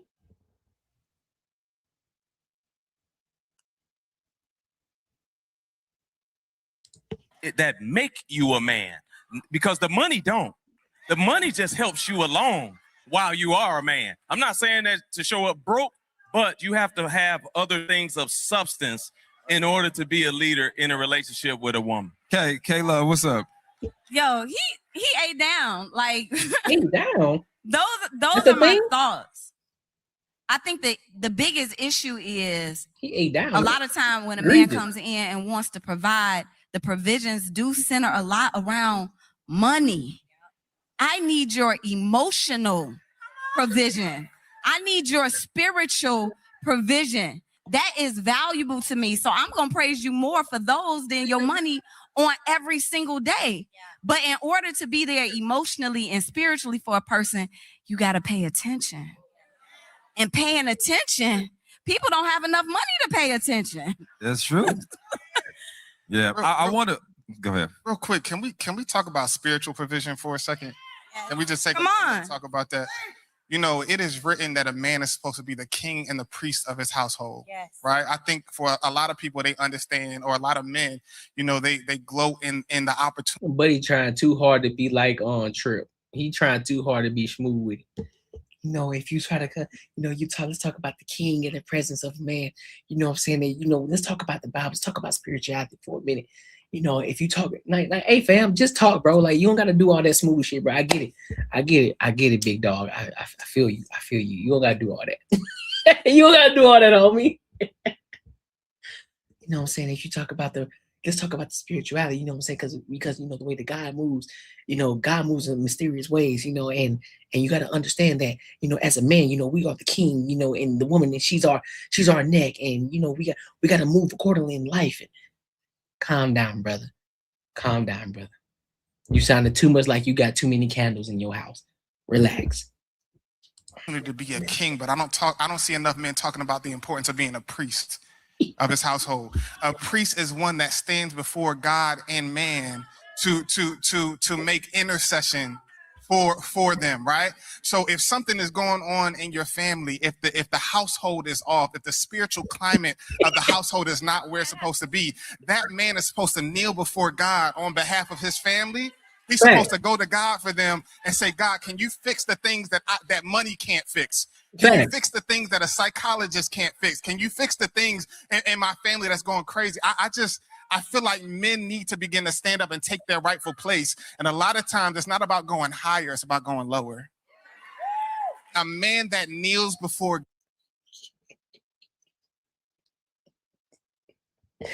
And the women eating that up too. The women, yes, yes. Listen, it ain't about going up, it's about getting lower. Yes. They eating it up, bruh. They eating it up.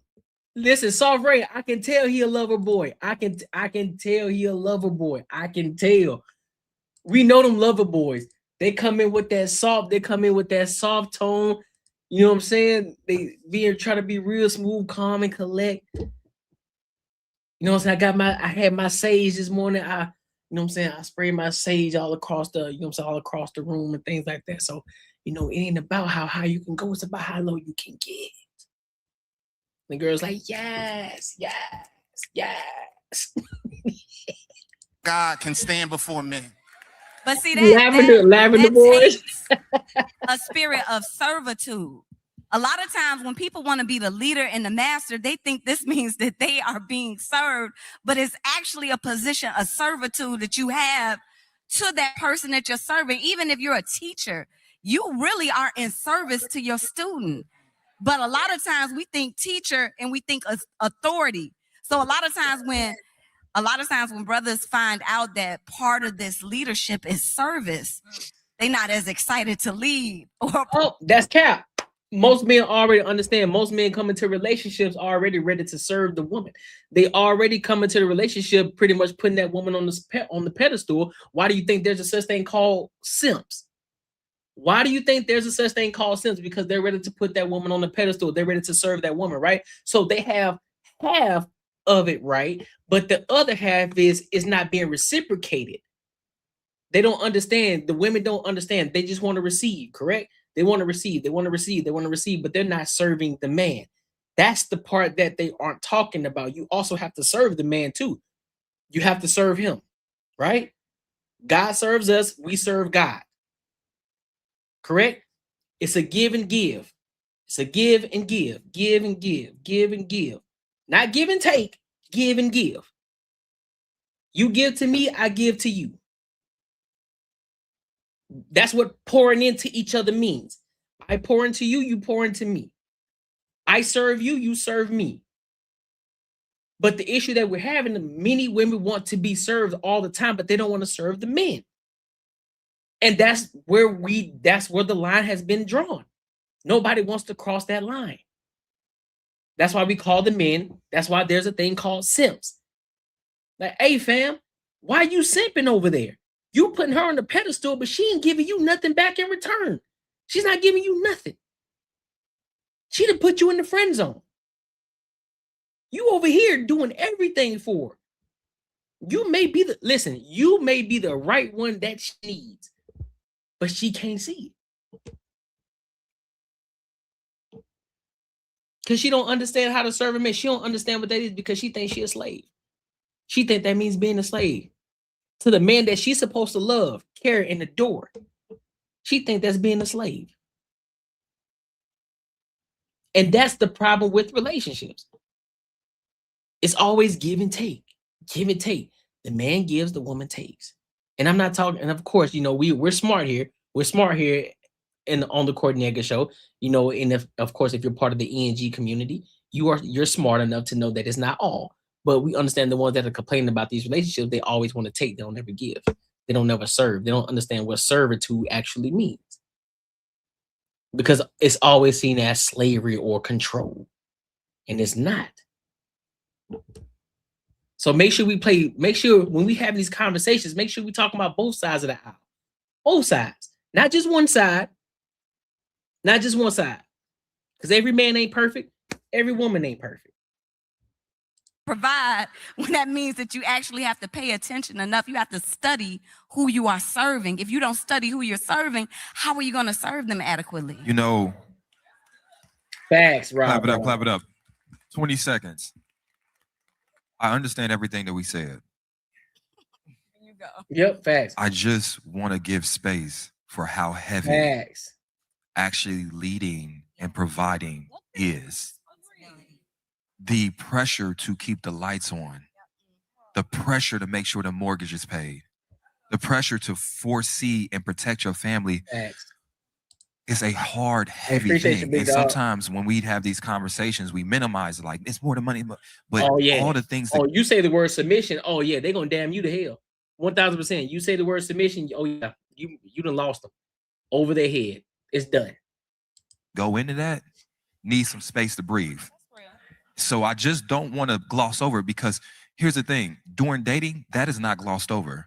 If you don't have certain things financially and physically to show a woman your fitness, she won't get to how emotionally in tune you are. So it's a lot of pressure for men to show up in those ways, because if you don't, you won't get chosen. A lot of these women in this room is going to be like, I don't give a fuck if he got a job or not. I want a nigga to emotionally understand me. And you just capping for the cameras. What's your name? What's your question? Hey y'all, my name Keisha. My question is privacy in a relationship healthy, or does it open doors for Okay, I'm a pause right there, because you know what I'm saying, I just want to talk about that one.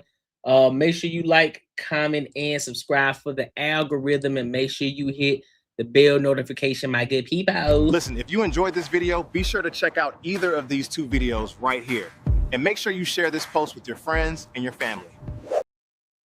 Word. Let me read some of these super chats. Yeah, you right, man. Making money is me, man. 10 years, man, you're gonna have matching Benzes. 10 years? I think more like 10 days, man. 10 days.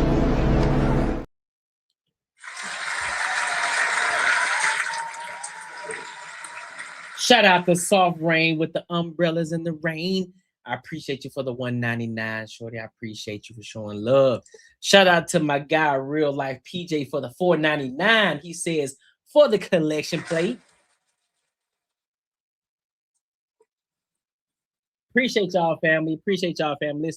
Listen, I'm gonna make y'all a promise, and look, y'all hold me accountable to it. I'm gonna do my best. I'm gonna stop mentioning money. I'm gonna stop mentioning money to y'all. I don't think it's fair to y'all. I don't think it's fair at all to ask y'all for money, right? I was doing it at first. I was doing it, you know what I mean? But I'm gonna make sure to listen, because y'all work y'all ass off to work y'all jobs and do what it is that y'all gotta do. And ain't no telling, I don't know what y'all got going on in life. So if you decide to give it, that lets me know you truly rocking with your boy. I'm not gonna ask for it. All right. So I want y'all to hold me accountable. And if I do ask for it, hold me accountable to the, hey dog, you up here asking for money, bro. We don't do that in the ENG community, because it's earned, not given. All right. So hold me accountable to it. But I do appreciate y'all showing love.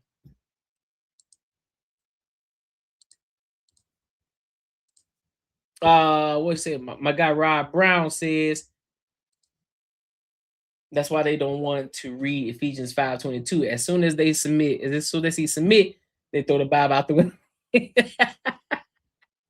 Listen, they throw that joint out the window like Jim Carrey did on The Mask. Like he threw that mug out the window. Like, man, I ain't got time for this. Tariffs are an exception. That's true. Listen, you gotta listen. You come here talking crazy. Listen, you're gonna have to pay me a tariff. 1000%. That's the only exception. Tariff. I'm charging tariffs. You come in here talking reckless, you talking out of pocket, tariff. 100%. Hold on, man. Give me a second. I'm trying to find this dude. Let me see something real quick, y'all. Cause I gotta. I wonder what happened to the show that Anton had with what's her name? With what's her name? I can't think of shorty's name. What's her name? It was a live show. It was a live show. Lip service? No, it ain't. I say lip service. What's old girl name? No, not Q. No, not Q.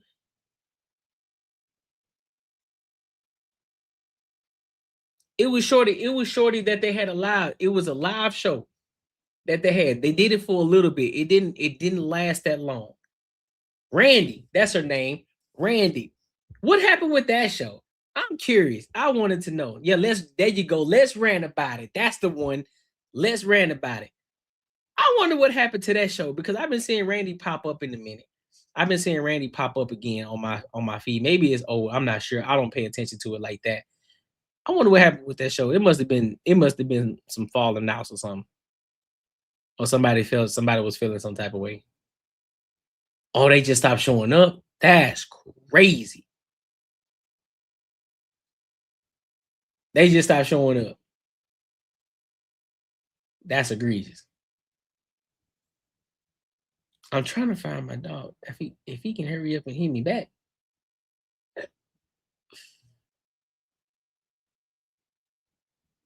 Let me see real quick.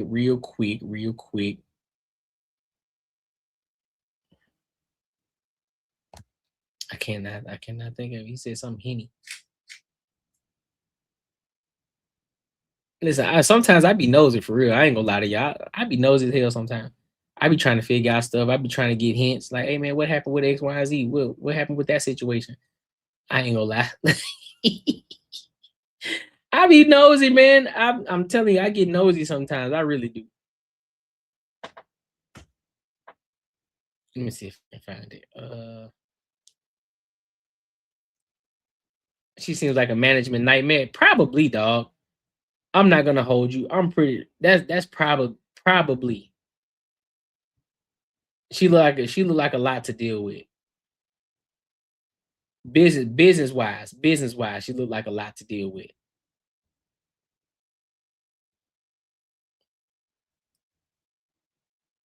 Because I guarantee she got a rebuttal for everything. Guarantee it. Rebuttal for everything. Let me see.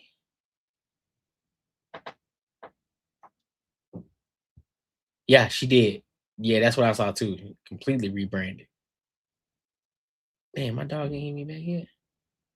Man, hold on. Let me call this fool real quick, man. Y'all hold on. Yeah, here. Give me a second.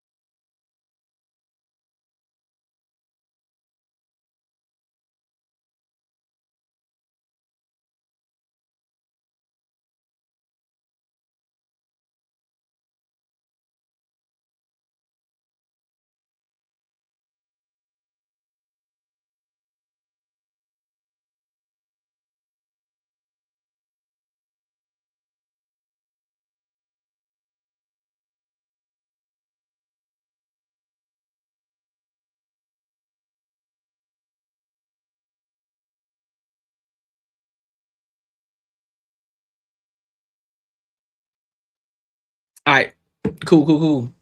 Listen, your boy gotta go to the bathroom real quick. So I'm gonna play some music with y'all. So this is a new guy's this is one of the guys that my homeboy told me about.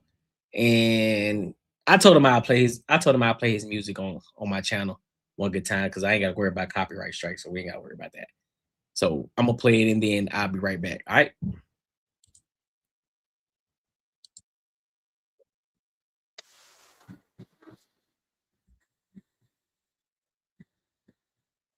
That's his name? Oh, there it is.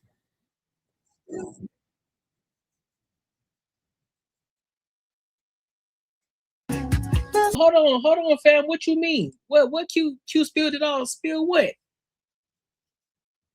What she do about the Randy situation?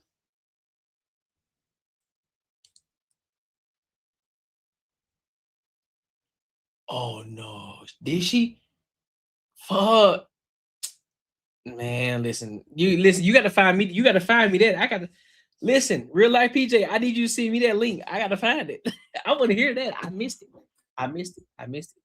Nah, it's not Slave of Christ music. Nah, it's not.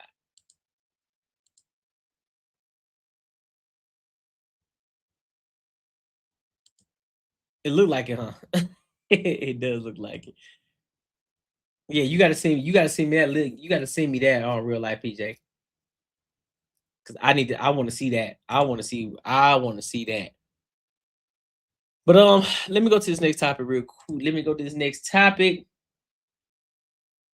Oh, do I want to go to this one? Nah, I think we good on talking about the women for right now. Let's go to something else. Let's talk about something else. So I'm gonna ask y'all, what do we want to do? Do we want to go to? I'm gonna read y'all off the titles and y'all tell me which one y'all want to go into.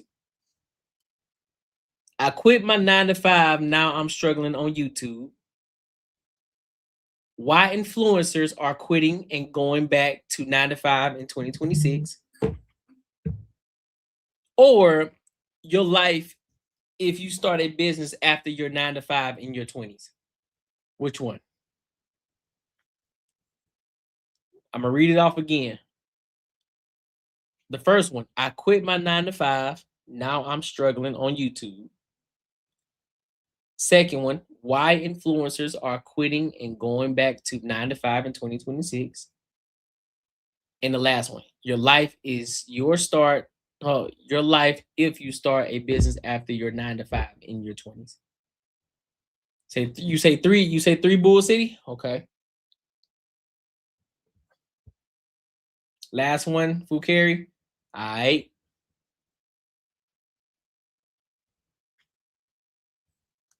Say last one. All right.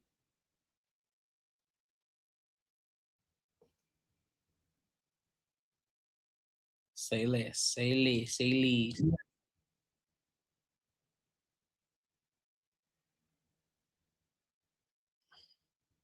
Now this one is. It sounds like it's a little bit more AI, but we're gonna try to get through it. We're gonna try to get through it, man. All right, we're gonna try to get through it. So y'all bear with me on this. We're gonna listen to the message. We're not gonna focus too much on the visual. All right, that's what we're gonna do. So we're gonna dive into it. We'll give our thoughts and opinions.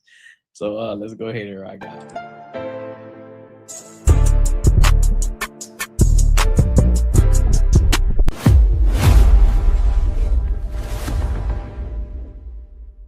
25 years old. You leave the office at 5:47 p.m. not because your work is done, but because staying longer won't change the number on your paycheck, and you have somewhere else to be. You sit in your car in the parking garage for 4 minutes before starting the engine. You are not resting, you are switching. Somewhere between the elevator and the driver's seat, you are trying to become a different version of yourself. One that has energy left, one that has ideas left, one that can open a laptop at 7 p.m. and build something that isn't someone else's. This is the life you chose, or the life you are choosing. Present tense, ongoing, not yet decided, or still in the part where it could go either way. You go home, you eat something fast, you open the laptop. You have 2 hours before your brain stops cooperating. This is where it starts. Not with a launch, not with a logo, not with a business plan formatted neatly in a Google Doc. It starts in a parking garage at 5:47 p.m. with a person who is tired and doing it anyway. Nobody knows you are doing this. That is not an accident. You made a decision early, maybe instinctively, not to tell people until there is something to tell. Partly because you are not sure it will work. Partly because explaining it would require energy you cannot spare. Partly because you have watched people announce things and then quietly stop and you do not want to be that story. So you build in the dark. After work, on weekends, during lunch breaks when your colleagues are talking about the show everyone is watching. You are present in the room and somewhere else entirely. You are doing math in your head. You are drafting copy in the Notes app on your phone. You are a person with a second life that has not yet earned the right to be called a business. The first version of what you make is not good. You know this. You release it anyway because you have read enough to know that waiting for good is how people wait forever. You charge too little because charging more feels dishonest when you are this new. You underestimate how long everything takes. The logo takes a week. The website takes 3. The first client takes 2 months of outreach and 1 lucky introduction from someone who owed you a conversation. The first payment arrives. It is $340. You screenshot it, you send it to nobody because nobody would understand why $340 looks like proof of something. It is the first time money. Fam, listen. Hey, hold on. I don't know how many of y'all can relate to this. I don't know how many people can relate to this. I don't know how many people who are going to rewatch this or when I clip this video up. I don't know how many people can relate to this. But I know that I can relate to this situation. Starting out, trying to figure things out, trying to figure out what I know I'm destined for more. I know I can do more. There is something out here that I can do that I know that I can truly enjoy and be consistent with doing. And then once you get the proof of concept, and this is why I like using the YouTube channel. It's one of those things, you know how somebody, when they enjoy doing something or they enjoy the things that they do, they light up and then they start talking about it and they always reference it because it's something that they enjoy. That's something that they love doing. And I think that's what this is for me. When I created the YouTube channel, I'm not gonna hold y'all. I couldn't fathom 1,000 subscribers. I couldn't. I was like, 1,000 subscribers, that seemed hard, bro. On YouTube, that's hard. Let alone 2,000. And so then once I got the 1,000 and then I got my first check off of YouTube, I was like, hey, yo, this ain't a lot, but hey, this isn't life-changing, but it's a proof of concept. It's like, dog, I just made money just sitting on camera, having a conversation, reacting to videos. I just made some bread. Dang near free. Listen, it's almost free to just come in here and just say, you know what? I'm going to sit down. I'm going to find some topics to talk about, and I'm going to give my thoughts on it, whether people agree with it or disagree with it or are indifferent about it. I'm just going to come. Pause. The fact that I don't think some people are going to grasp this because they're still sitting and waiting, trying to figure things out. They're still waiting for it to be perfect. They're still waiting.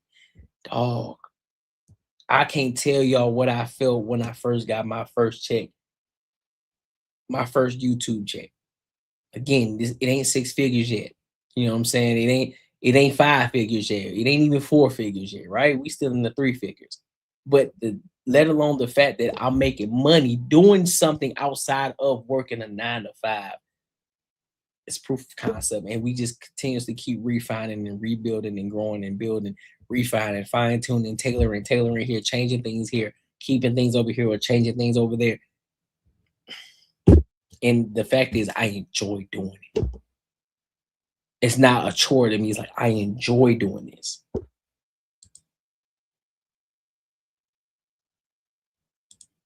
Now, I can't build in the dark. I need people to do the tech stuff. I have a childhood friend that remote takeovers my computer. Hey, for real. Hey, listen, I'm with that. Never be embarrassed about doing better for yourself. Oh, I'm never embarrassed. The light up me with stocks and real estate. Facts, man. Weekend checks now. Let's go. Keep my cut into the compounds. Hey, feel it. I feel it. Facts. You feel me? Moved in your direction because of a decision you made outside of a salary structure. It is small and it is everything. You are still employed. This matters more than most people admit when they tell the story later. The job is not the enemy. The job is the infrastructure. It pays your rent while the business pays nothing or close to nothing. Yep. It keeps the survival math from contaminating the creative math. The worst decisions entrepreneurs make are the ones made from desperation. And you are not yet desperate because the direct deposit hits every 2 weeks regardless of what the side project does. Right. This is the underrated gift of the 9 to 5 in the early season. It gives you permission to be patient, to price things correctly instead of cheaply, to turn down bad clients because you do not need the money badly enough to tolerate them, to build the thing properly instead of quickly. The cost is time, always time. You have colleagues who leave at 5 and go to the gym and watch something, and go to sleep at a reasonable hour and wake up without a second agenda. You do not resent them. You watch All right, them bet, and you real make a life today. calculation, and the calculation keeps coming out the same way. You are not willing to trade the thing you are building for the evenings. Not yet, not while it is still becoming something. Your social life compresses, not dramatically. You do not disappear. You just start to triage. You only attend the dinners that matter. The ones that are comfortable habit rather than genuine connection, you quietly stop showing up to and nobody says anything, because everyone is busy and busyness is the universal excuse that nobody questions. You are not sacrificing your life. You are editing it. There is a difference, and you need to believe in the difference to keep going. The business makes $1,200 in a single month, then $400 the next, then $1,800, then $200 because a client you were counting on went quiet and did not respond to 3 follow-ups, and eventually you stopped sending them. This is the pattern nobody prepares you for, not the growth, the irregularity. The income from a business in its first year does not look like a salary. It looks like a seismograph. It spikes and drops and spikes again, with a logic that is only visible in retrospect. You live inside it in real time, and real time is disorienting. You make a spreadsheet. You track every dollar in and every dollar out. You start to see the shape of it, the clients that come back and the ones that don't. The services that sell without much effort and the ones you have to push and negotiate and still lose. The spreadsheet becomes a map. And the map starts to tell you something, and what it tells you is 2 of the 5 things you are offering are generating 80% of the revenue. You stop doing the other 3. This is the first real business decision you make, and it feels like deletion, but it is actually focus. And focus is the thing that separates the businesses that scale from the ones that stay small forever. At month 9, a client refers you to another client without you asking. This is the signal. Not the referral itself, but what it means. Somebody received enough value from what you built that they voluntarily told someone else about it. The product is working. The word of mouth is starting. The machine has a pulse. You are at a work event. A colleague asks what you do outside of work. You pause. The pause lasts half a second, but you feel it. You are deciding whether to say it out loud. You say it. You say you run a small business on the side. They ask what kind. You explain, and their face does one of 3 things: genuine curiosity, polite interest that is actually indifference, or a specific kind of skepticism that arrives wearing the costume of a reasonable question. The skepticism sounds like, is that actually making money? Or isn't that a lot to manage on top of a full-time job? Or the most revealing one, what does your manager think about that? You answer calmly. You are not offended. You are taking notes. The people who ask what your manager thinks have organized their entire professional identity. He said, been building businesses for 20 years. He isn't wrong about patterns influencing giving up or focusing on 1 or 2 facets of the business. Yeah, that's true. I think that's the point that I'm getting to now when it comes to this channel. When it comes to this channel as well, I'm starting to dial in. And I think one thing I need to also do is track it a little bit better too. I think that's where one of my Achilles heels to track it just a little bit better. I'm doing pretty good with the tracking and understanding what is hitting and what's not, but also it's still too early to really tell, right? Because YouTube is a different beast. But also in this regard too, what he's just talking about when you're at work, because a lot of people they are nosy and they ask questions like, "Hey, man, well, like, what you got going on outside of here?" I mean, some people continue to keep on peeling back the onion. Some people, they randomly found my channel and they're like, "Oh shoot, bro, I didn't know you had a YouTube channel," or "Dang, I like what you're talking about on your YouTube channel." Or some people just genuinely ask like, "Hey man, I'm pretty sure like you seem like you have something else going on outside of here. What is it that you got going on?" Like, nothing for like, "Nah, what you got going on?" I was like, "Well, I own a media production company." A media production company? Well, like, what is it? Like, what is it about? Well, I typically I have videos. I produce videos. I produce videos talking about culture, money, and accountability topics. Oh, really? So is that so? Where do you promote these videos? I say, well, I have them on YouTube. Oh, really? That's pretty dope. Like, are you actually making money from that? Like, how many subscribers do you have? I'm like, well, I'm almost we're trending up to 3,000 right now. What? 3,000? And what's crazy to me, they look at 3,000. Me in my head, I'm like, bro, I'm still in my infancy stage. They look at 3,000 like, what? 3,000? How do you get 3,000? Because they can't even fathom that. Like 3,000. Like, yeah. in my head, I'm like, but I'm like, you getting excited and shit. I ain't nowhere near where I need to be. But I feel it though. Identity around permission, and they cannot imagine building something that does not require it. This is useful information, not about them, about the distance you have already traveled without noticing. The identity problem is this.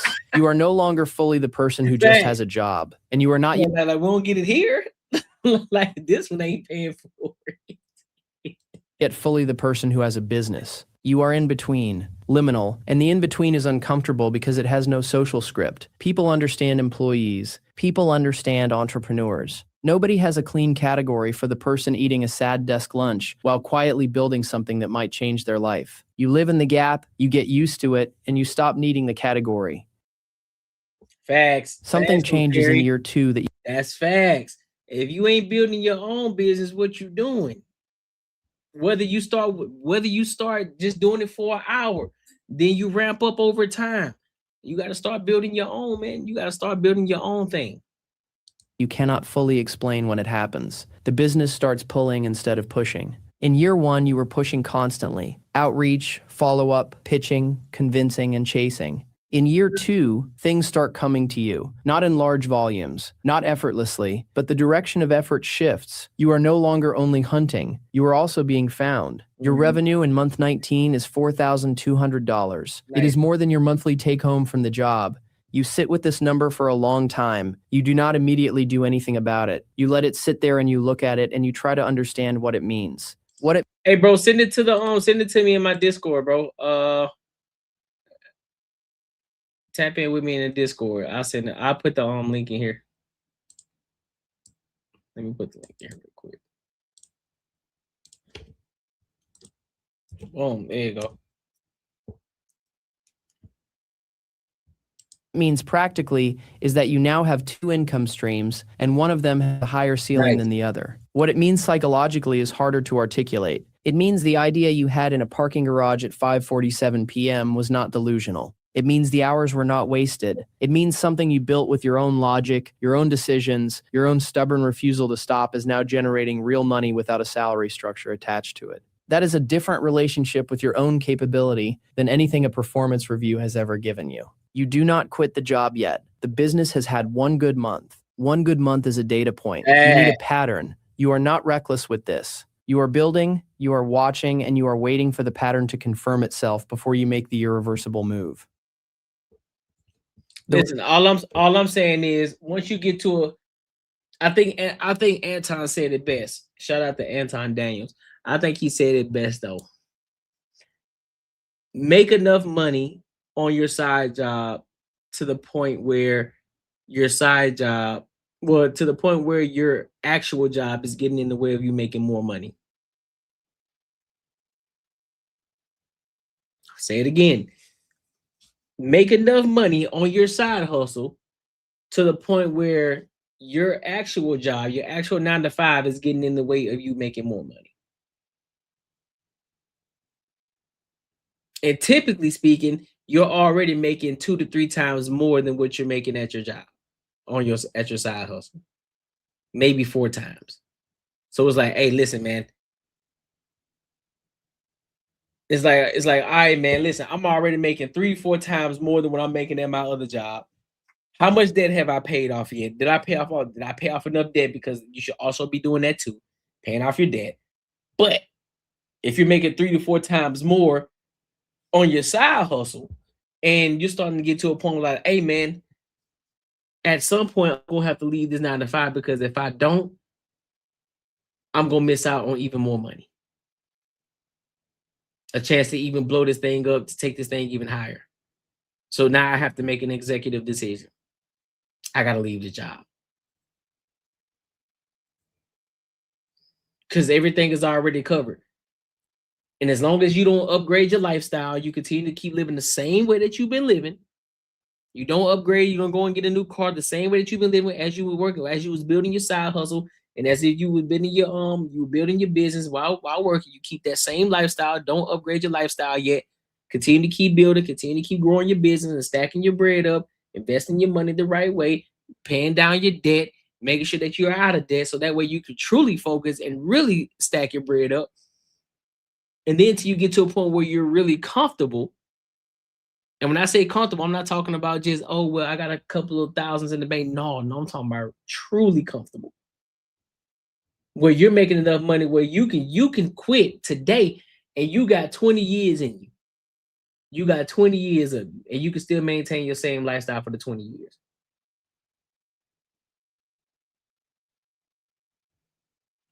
PJ topic is building a business as, oh yeah. That's what it is, big dog. Relationship with your 9 to 5 changes in year 2 in ways that are subtle and then suddenly not subtle. You stop caring about the politics, not because you became enlightened, but because the politics no longer determine your financial future. Yep. And things stop mattering the moment they stop being the only option. Yep. You do your job well, you are professional, and you meet your deadlines, but the part of you that used to silently calculate what a promotion would mean for your life has gone quiet. You know what a promotion means. It means more money inside a structure you are already building your way out of. The ceiling of the job has become visible, and visible ceilings change how you sit under them. Your manager notices something, not the business specifically, but the quality of your presence. You are calm in a way that reads as confidence, but is actually closer to detachment. You are not anxious about the things your colleagues are anxious about, because your eggs are no longer in a single basket, and everyone in the room can feel the difference even if they cannot name it. This is one of the quiet rewards of building something parallel. It changes your posture inside the thing you are building away from. Yep.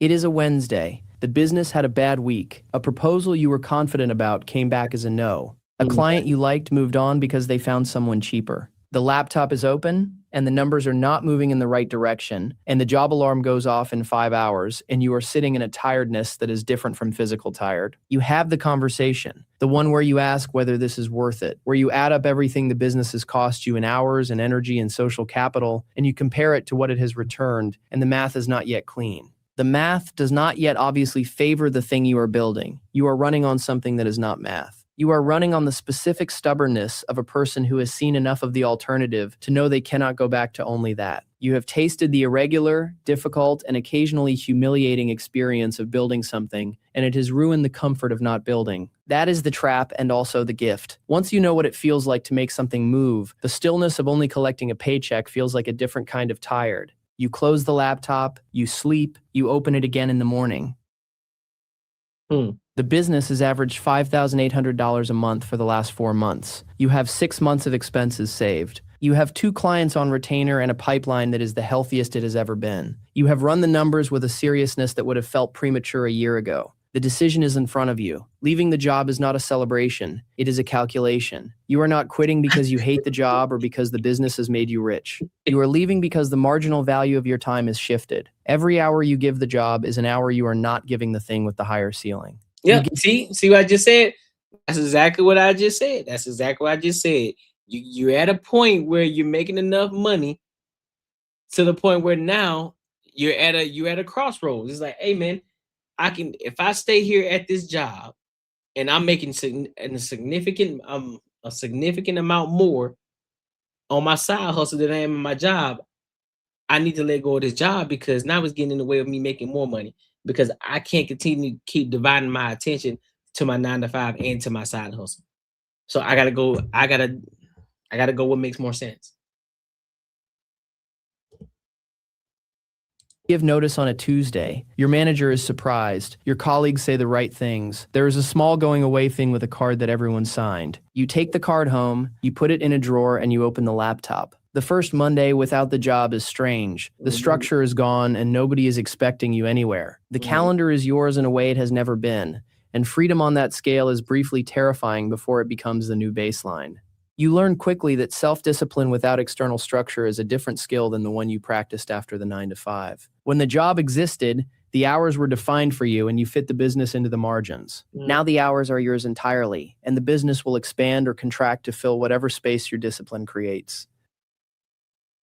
By 28, you have a business generating $7,200 a month. You have built something real. You know this. You also know what it cost, and the cost does not fully show up in any spreadsheet you have made. It cost you 2 relationships that could not survive the version of you that was always half somewhere else. People who needed more presence than you had available during the years when the business was consuming the margins of your life. You do not regret the building. You carry the cost of it honestly. It cost you the easy comfort of a single identity, the clean answer to what do you do that people understand without explanation. For 3 years, you lived in a category that had no name, and the ambiguity was lonelier than you expected. It cost you sleep in a specific and cumulative way, the kind of sleep debt that a week of rest does not fully repay. You are 28, and you feel 28 in a way you did not expect to at 25. And it gave you something that does not have a clean name either. Not freedom exactly, because freedom is never as clean as it sounds.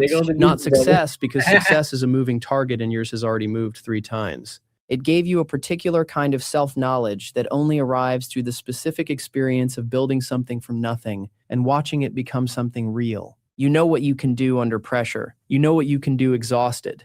You know which parts of you are reliable and which parts need managing. You know this not from reflection, but from evidence.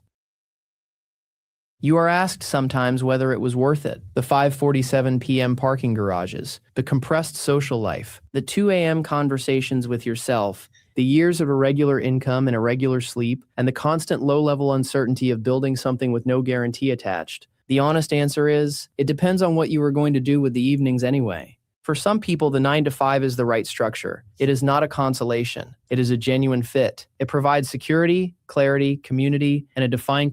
And she said, that's where I'm at. Can't be there because I'm building. No sleep because I'm creating. It's a lot, but worth it.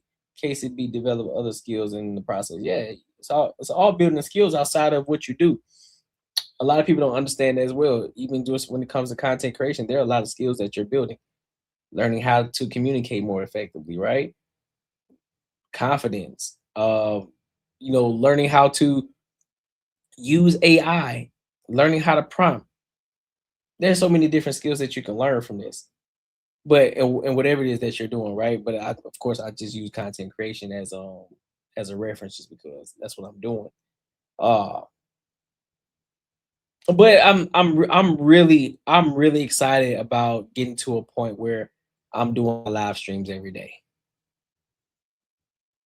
Because I'm going off the philosophy of I'm gonna scale over time, right? To a point where it's like, all right, bet. Now we can elevate one more day. Because my goal is to add one day. I'm not gonna just jump off the porch and do all 5 days, right? I'm gonna strategically add one day at a time. And eventually it may turn into day live streams versus nighttime live streams. Because that's when people are more out and about. Because I'm trying to find the sweet spot when people aren't live streaming, not when everybody else is live streaming. Try to find that sweet spot to keep people here and locked in. In real life, PJ says, I want to get to this point where I'm starting a business. My only problem is I don't know what I would go into business for yet. That's true. Figure out what skill that you're really good at that you can do outside of your job, bro.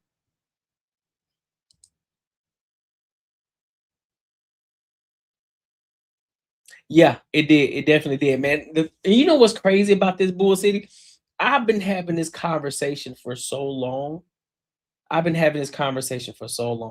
working for myself, building something outside of working a 9 to 5. Because let me be honest and clear, I'm grateful for having a job. I know a lot of people, they operate, well, dang, bro, you got a 9 to 5. Yes, I do. And I'm grateful for having it because some people don't have a job. And guess what? Some people's back is against the wall. So they're trying to make it to the next day. They're trying to get that next sale so that way they can pay their bills. I don't have to worry about that. So I'm grateful that I'm able to do that, right? And so with having that discipline, and having these conversations, when I said having these conversations, we talking way back in 2015. I was having these conversations when I was in Iraq. Having these conversations with my platoon sergeant. He was talking about him going to be a chief in the military, going to be a pilot. He achieved that goal. He 1000% achieved that goal, and still out there thriving. And we're out here doing the same thing. We still keep in contact to this day, doing different things. So I've been having this conversation. It was just me finding what it is that I wanted to do that I can really lock in, that I can be excited about doing. I tried so many different things. I'm not gonna hold y'all, bro. I appreciate you unknowing the truth. I've tried so many different things. We talk about Primerica insurance. We talk about Herbalife. We talking about dang, it's another one. It's another one that I did. And I was trying to use Instagram and social media to try to promote the product, but I just felt as if I feel like I was lying to people. I'm gonna be honest to you. Because even when I was doing Primerica, now there's some people that are successful in the business, right? But me walking around in Walmart and Target trying to talk to people in the stores, like, oh, hey, excuse me, man, how you doing? How's your day going? This and the third. Hey, man, I was asking, man, I see you got your kids and everything, but I was curious, have you ever thought about life insurance and what that can do for your family just in case, things happen, unfortunately? And the last thing I would want is for you to be outside in the middle of the street, selling plates and food and everything just to make sure that you can pay for a funeral. Right? Having these random ass conversations in Walmart. It's crazy. Walking up and down the aisle, you looking like you don't even belong in there. You looking like you trying to do something because you in there with slacks on, you in there trying to you in there dressed with a button-down shirt on and some loafers in Walmart. Like, are you like, bro, for real? And then Herbalife doing the same exact thing, then going to all of these events, talking so people can go in there and motivate you. Yeah. See, this is what it looks like when you work your tail off, you do XYZ. I'm like, bro, you talk about all these different people that you get in here. First of all, you going down the aisle, you talking to somebody, right? You going down the aisle talking to somebody. That's one. And you doing this on a daily basis. To get somebody's number, to then call them, try to call them, because 9 times out of 10, they ain't gonna pick that phone up once you get their number. They ain't gonna pick up the phone. You may get one. They'll pick up the phone. Now you got to get past the objections of trying to get to the house, to get inside their home, to get inside their crib. Like, hey man, listen, big dog, let's talk about this insurance, man. Let's see how we can get you on. And then once you do finally get you one, you still only get a half of a portion of the pie. You don't get a lot of money off of that. It's like, bro, so how many of these people I gotta sell in order to get something real? And so, mind you, you doing the legwork while they walking with you, while the people who are already working with you, as they're training you, they gonna get the big old portion of the money because you ain't even licensed yet. And you like, dog, so you telling me how much money you just made off of this? How much money you just made off of me, basically? Oh shit, it just made a lot of money. What? So you telling me I just made $75, but you just made a cool 2 bands? Hey man, listen. So I started trying to figure out different ways. So I started asking questions. I'm like, hey man, so this is before they started to actually take social media and use social media as leverage, right? I was like, why can't we just use Instagram to promote the product so that way you can get more people looking at you as well as going out in the streets, so that way we can reach more people and people want to get over here and come talk to you. Well, we just ain't on that type of time. Like, man, listen, bro, this ain't it. Because I was motivated. My mindset was, listen, all I gotta do is pass this test, and then we can lock in. But my mind wasn't set. So then I started to find something else. I just continued to find other things. And then I went into wholesale real estate, started doing wholesale real estate, started diving into trying to find different properties. But in my mind, I got into it at the wrong time. I got into it when everything started to die down versus when everything was popping at the time, right? So now I'm using these softwares, reaching out to people, reaching out to probate properties, trying to get a deal done across the country in Alabama, and I'm over here in Arizona calling these people on a consistent basis, like, hey man, you trying to sell your crib, really trying to negotiate. We're like, bro, you ain't even using the house, so why you trying to negotiate? I done already gave you the comps of the house that's down the street. Your house don't match that, so why you sitting up here trying to argue with me about how much your house is worth when it ain't worth that? And then, mind you, once you finally get somebody under contract, now you got to reach out to a buyer that's willing to pay for this shit. because they only buy in certain areas. And I was like, bro. So that became a thing. And mind you, I sold a couple of properties. I did. But considering the fact of me doing it by myself and not having the capital myself, man, that was some work because everybody was trying to do it. Especially out here in Arizona. Everybody was trying to do it. Everybody was wholesaling. Because you had the Pace Morbies out there killing it. You had the dang, what's his name? I played ball with him a couple of times. He started off doing wholesaler stuff. I forgot his name. Is it Ramos? I forgot his name. But he became real big in wholesale real estate. Then you had the Maxwells. I was heavy on Maxwell because I loved his style. I love the way that he did really. I love the way that he operated when he did his business. So I'm heavy into it, watching all the YouTube videos and everything, bro.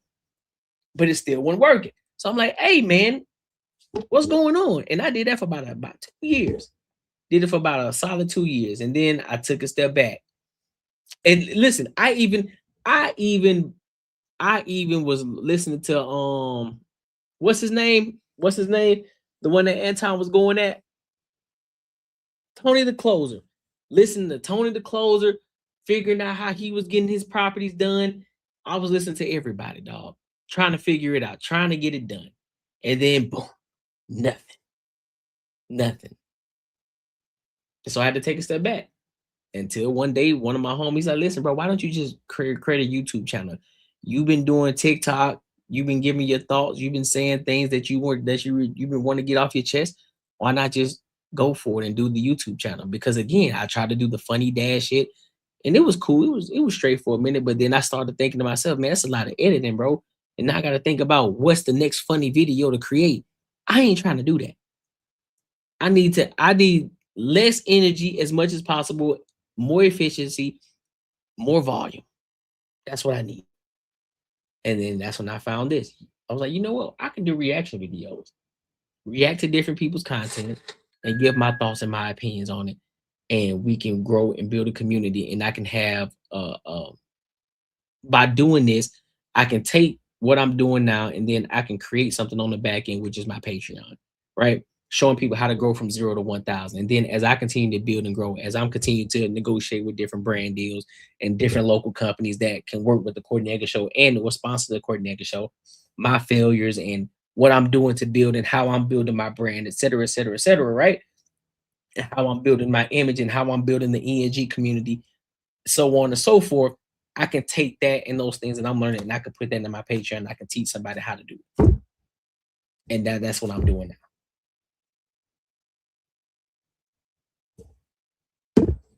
And that's where we at now. And I've been loving it. And I've been locked in.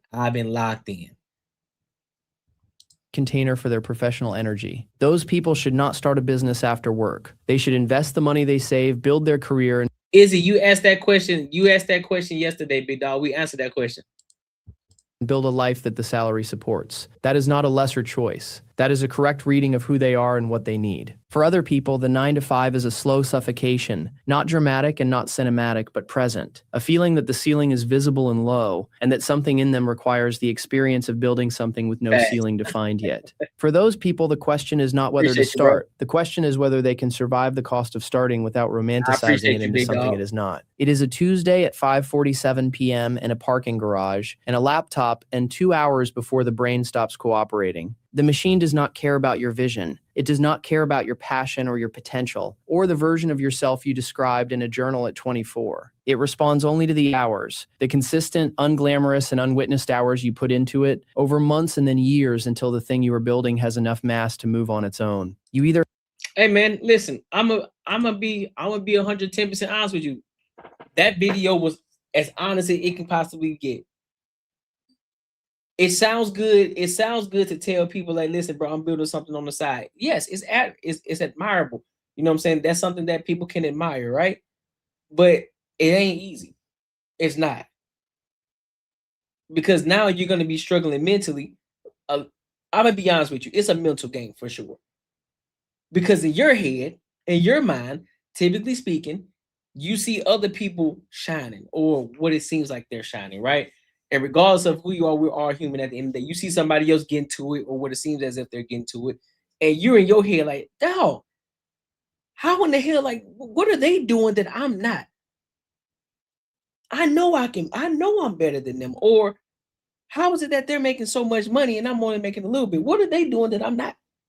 And you trying to figure it out, or you in this mindset of, man, I'm so tired of this job, bro. I'm ready. I need something to shake now.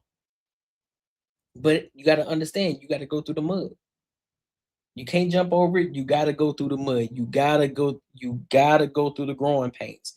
It's growing pains, learning, growing, building, and no matter what it is, not just content creation, that's everything.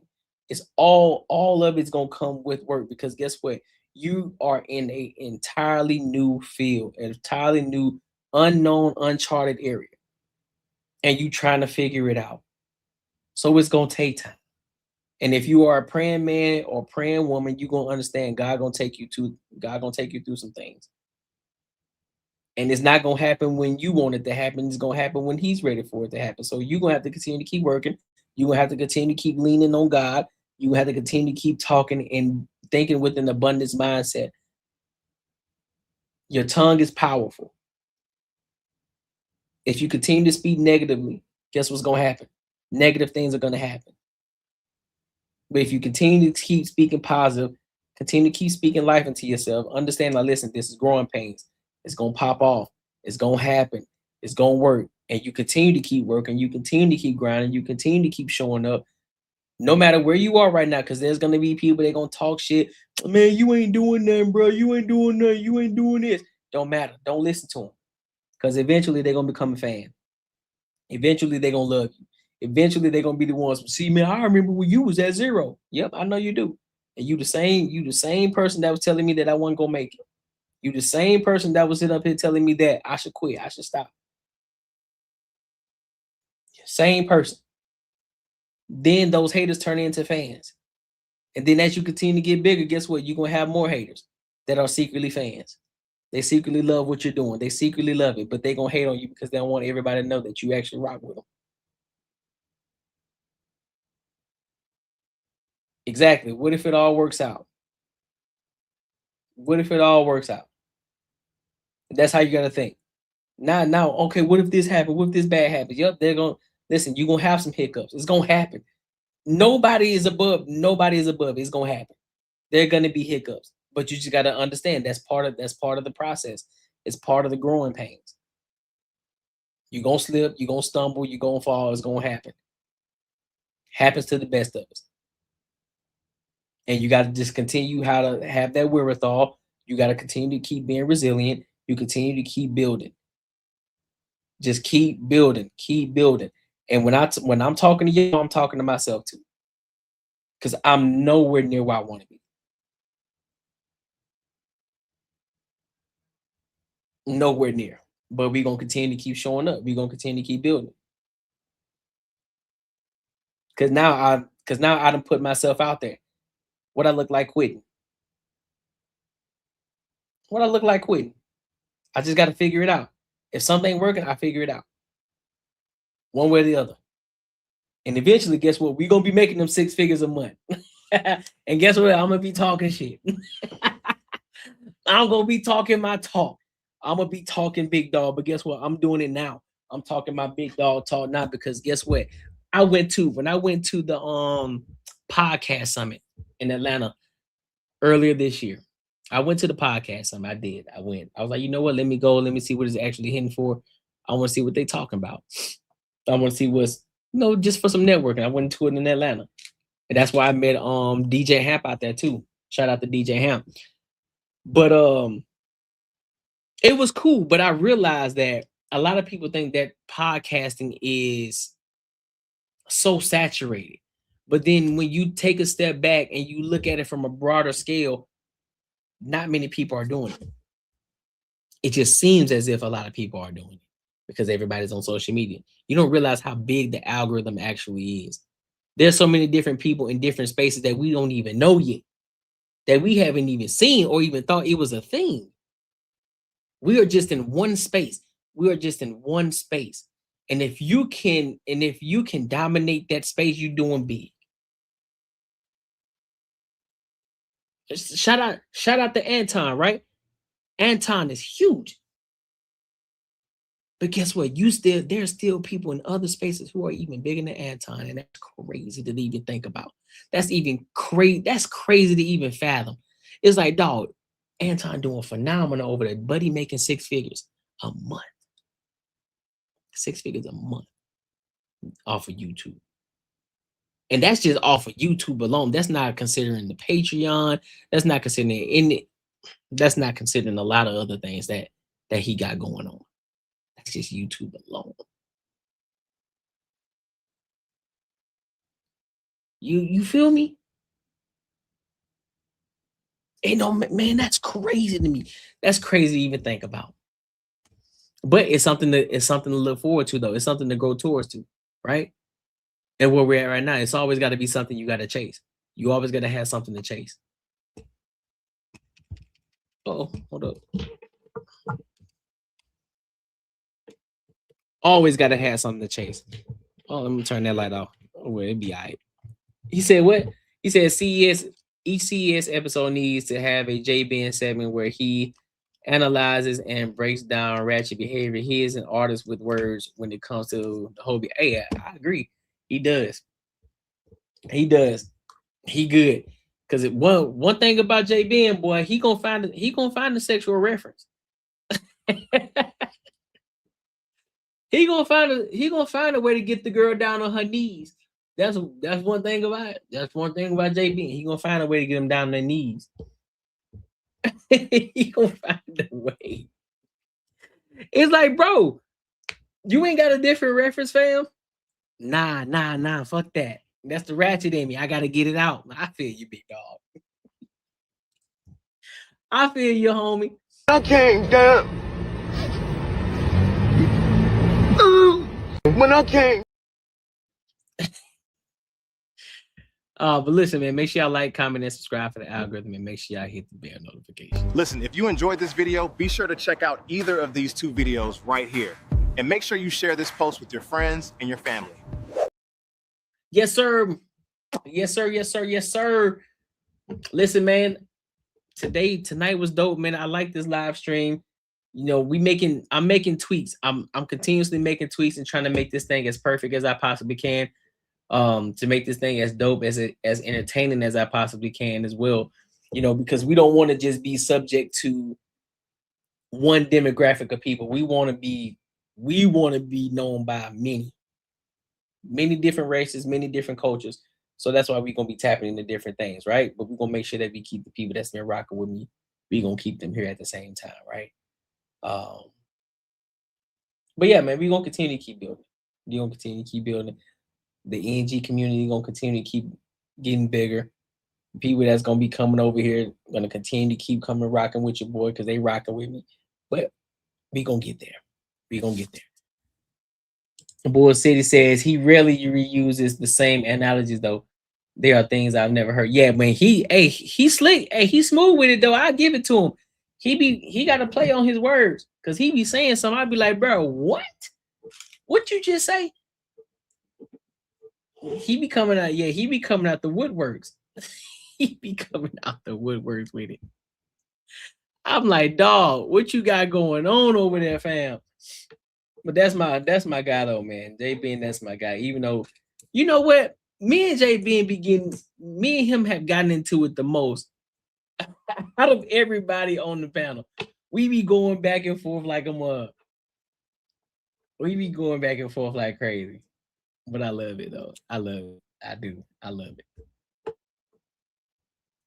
I love it. All right. But yeah, man, tonight was fire. This is a dope Wednesday. Felt really good, especially after a dope Tuesday night, man. Banter and Barter show. It was fire last night. It was a really good show last night. I gotta say myself. And then to follow up with this show tonight, dope show tonight. Make sure y'all are here Friday. Friday, listen, because we missed last Friday, so we're gonna be doing double backs, right? We're gonna be here this Friday and we're gonna be here next Friday as well. But this Friday, we might have some shorties on tonight. We might have some shorties on Friday night. So therefore it's really gonna be interesting. I reached out to a couple of shorties on TikTok. One of them she responded back, so she might be on. I was trying to get Carmaya on this Friday, but she said she'll pop up Tuesday. So I was like, all right, cool. I can get you for Tuesday. SH, I don't know if y'all know who SH is. She was on Fatty's channel. She's supposed to be pulling up Tuesday, so but we'll see. We're trying to get some more ladies for this Friday though. So Box of Lighting show. Hey, listen, you feel me? You feel me? We got another shorty who's supposed to be coming on too on this Friday. I don't know if she responded back yet, but she was on the Lapeef show. So we might have some shorties on Friday. So it's gonna be. I know Marcus finna go crazy. I know Marcus about to act a fool. Cause when the ladies get on him, man, Marcus be going in, especially when he get that alcohol in his system. He be going in. Man. So it should be a good show, man. Hopefully we can lock them in and we get some of those ladies on so they can give their of opinion, because I know they have some of them have an opposing opinion. So it's gonna be fun. It's gonna be interesting. But yeah, man. Listen, I appreciate y'all for kicking it with your boy. I appreciate y'all for being here tonight. Make sure y'all are here Friday. Make sure y'all watch the replay. If y'all do, show some love. I will be editing these videos as well. So of course, make sure y'all go and show love to the uploaded videos. Make sure you hype the videos too, because we gotta get noticed. The more y'all hype, the better it is for your boy. Also, one more thing. That's what I wanted to mention. Marcus was, what the hell are you talking about? Yeah, Marcus is wild. Also, one thing I wanted to mention too, I am looking for preferably college students who are in marketing, who are looking for a commission-based job. So what would that entail? I'm gonna give y'all a quick rundown before I close it out. I'm gonna give y'all a quick rundown what I'm looking for. And if y'all know any individuals. So that would be college students right now, hungry, self-motivated individuals who are looking to grow, and also they can add to their own portfolio as well. But it's going to be a commission-based job that if you do well, of course you're going to get your percentage of your commission, and it could potentially be a salary plus commission, depending on how great you are and how good you are. And so all of it's going to entail, the weekly responsibilities will be pitching 20 to 50 sponsors a week, booking podcast guests, finding collaboration opportunities, reaching out to other Arizona businesses or in wherever you are, managing affiliate relationships, scheduling Instagram, TikTok, X, and YouTube shorts, studying analytics to see what's working, building the email list and Discord community, and negotiating paid appearances and brand deals. So that's what it's going to entail. So if y'all know anybody who's looking for that, any college students, preferably college students, or anybody else who is extremely motivated, who's looking for commission-based jobs, reach out to your boy on my email. It is CourtneyEdgar1@gmail.com. CourtneyEdgar1@gmail.com. That is in the descriptions as well. And so your boy is looking for that. All right. So with that being said, my good people, I appreciate y'all. And until next time, I love.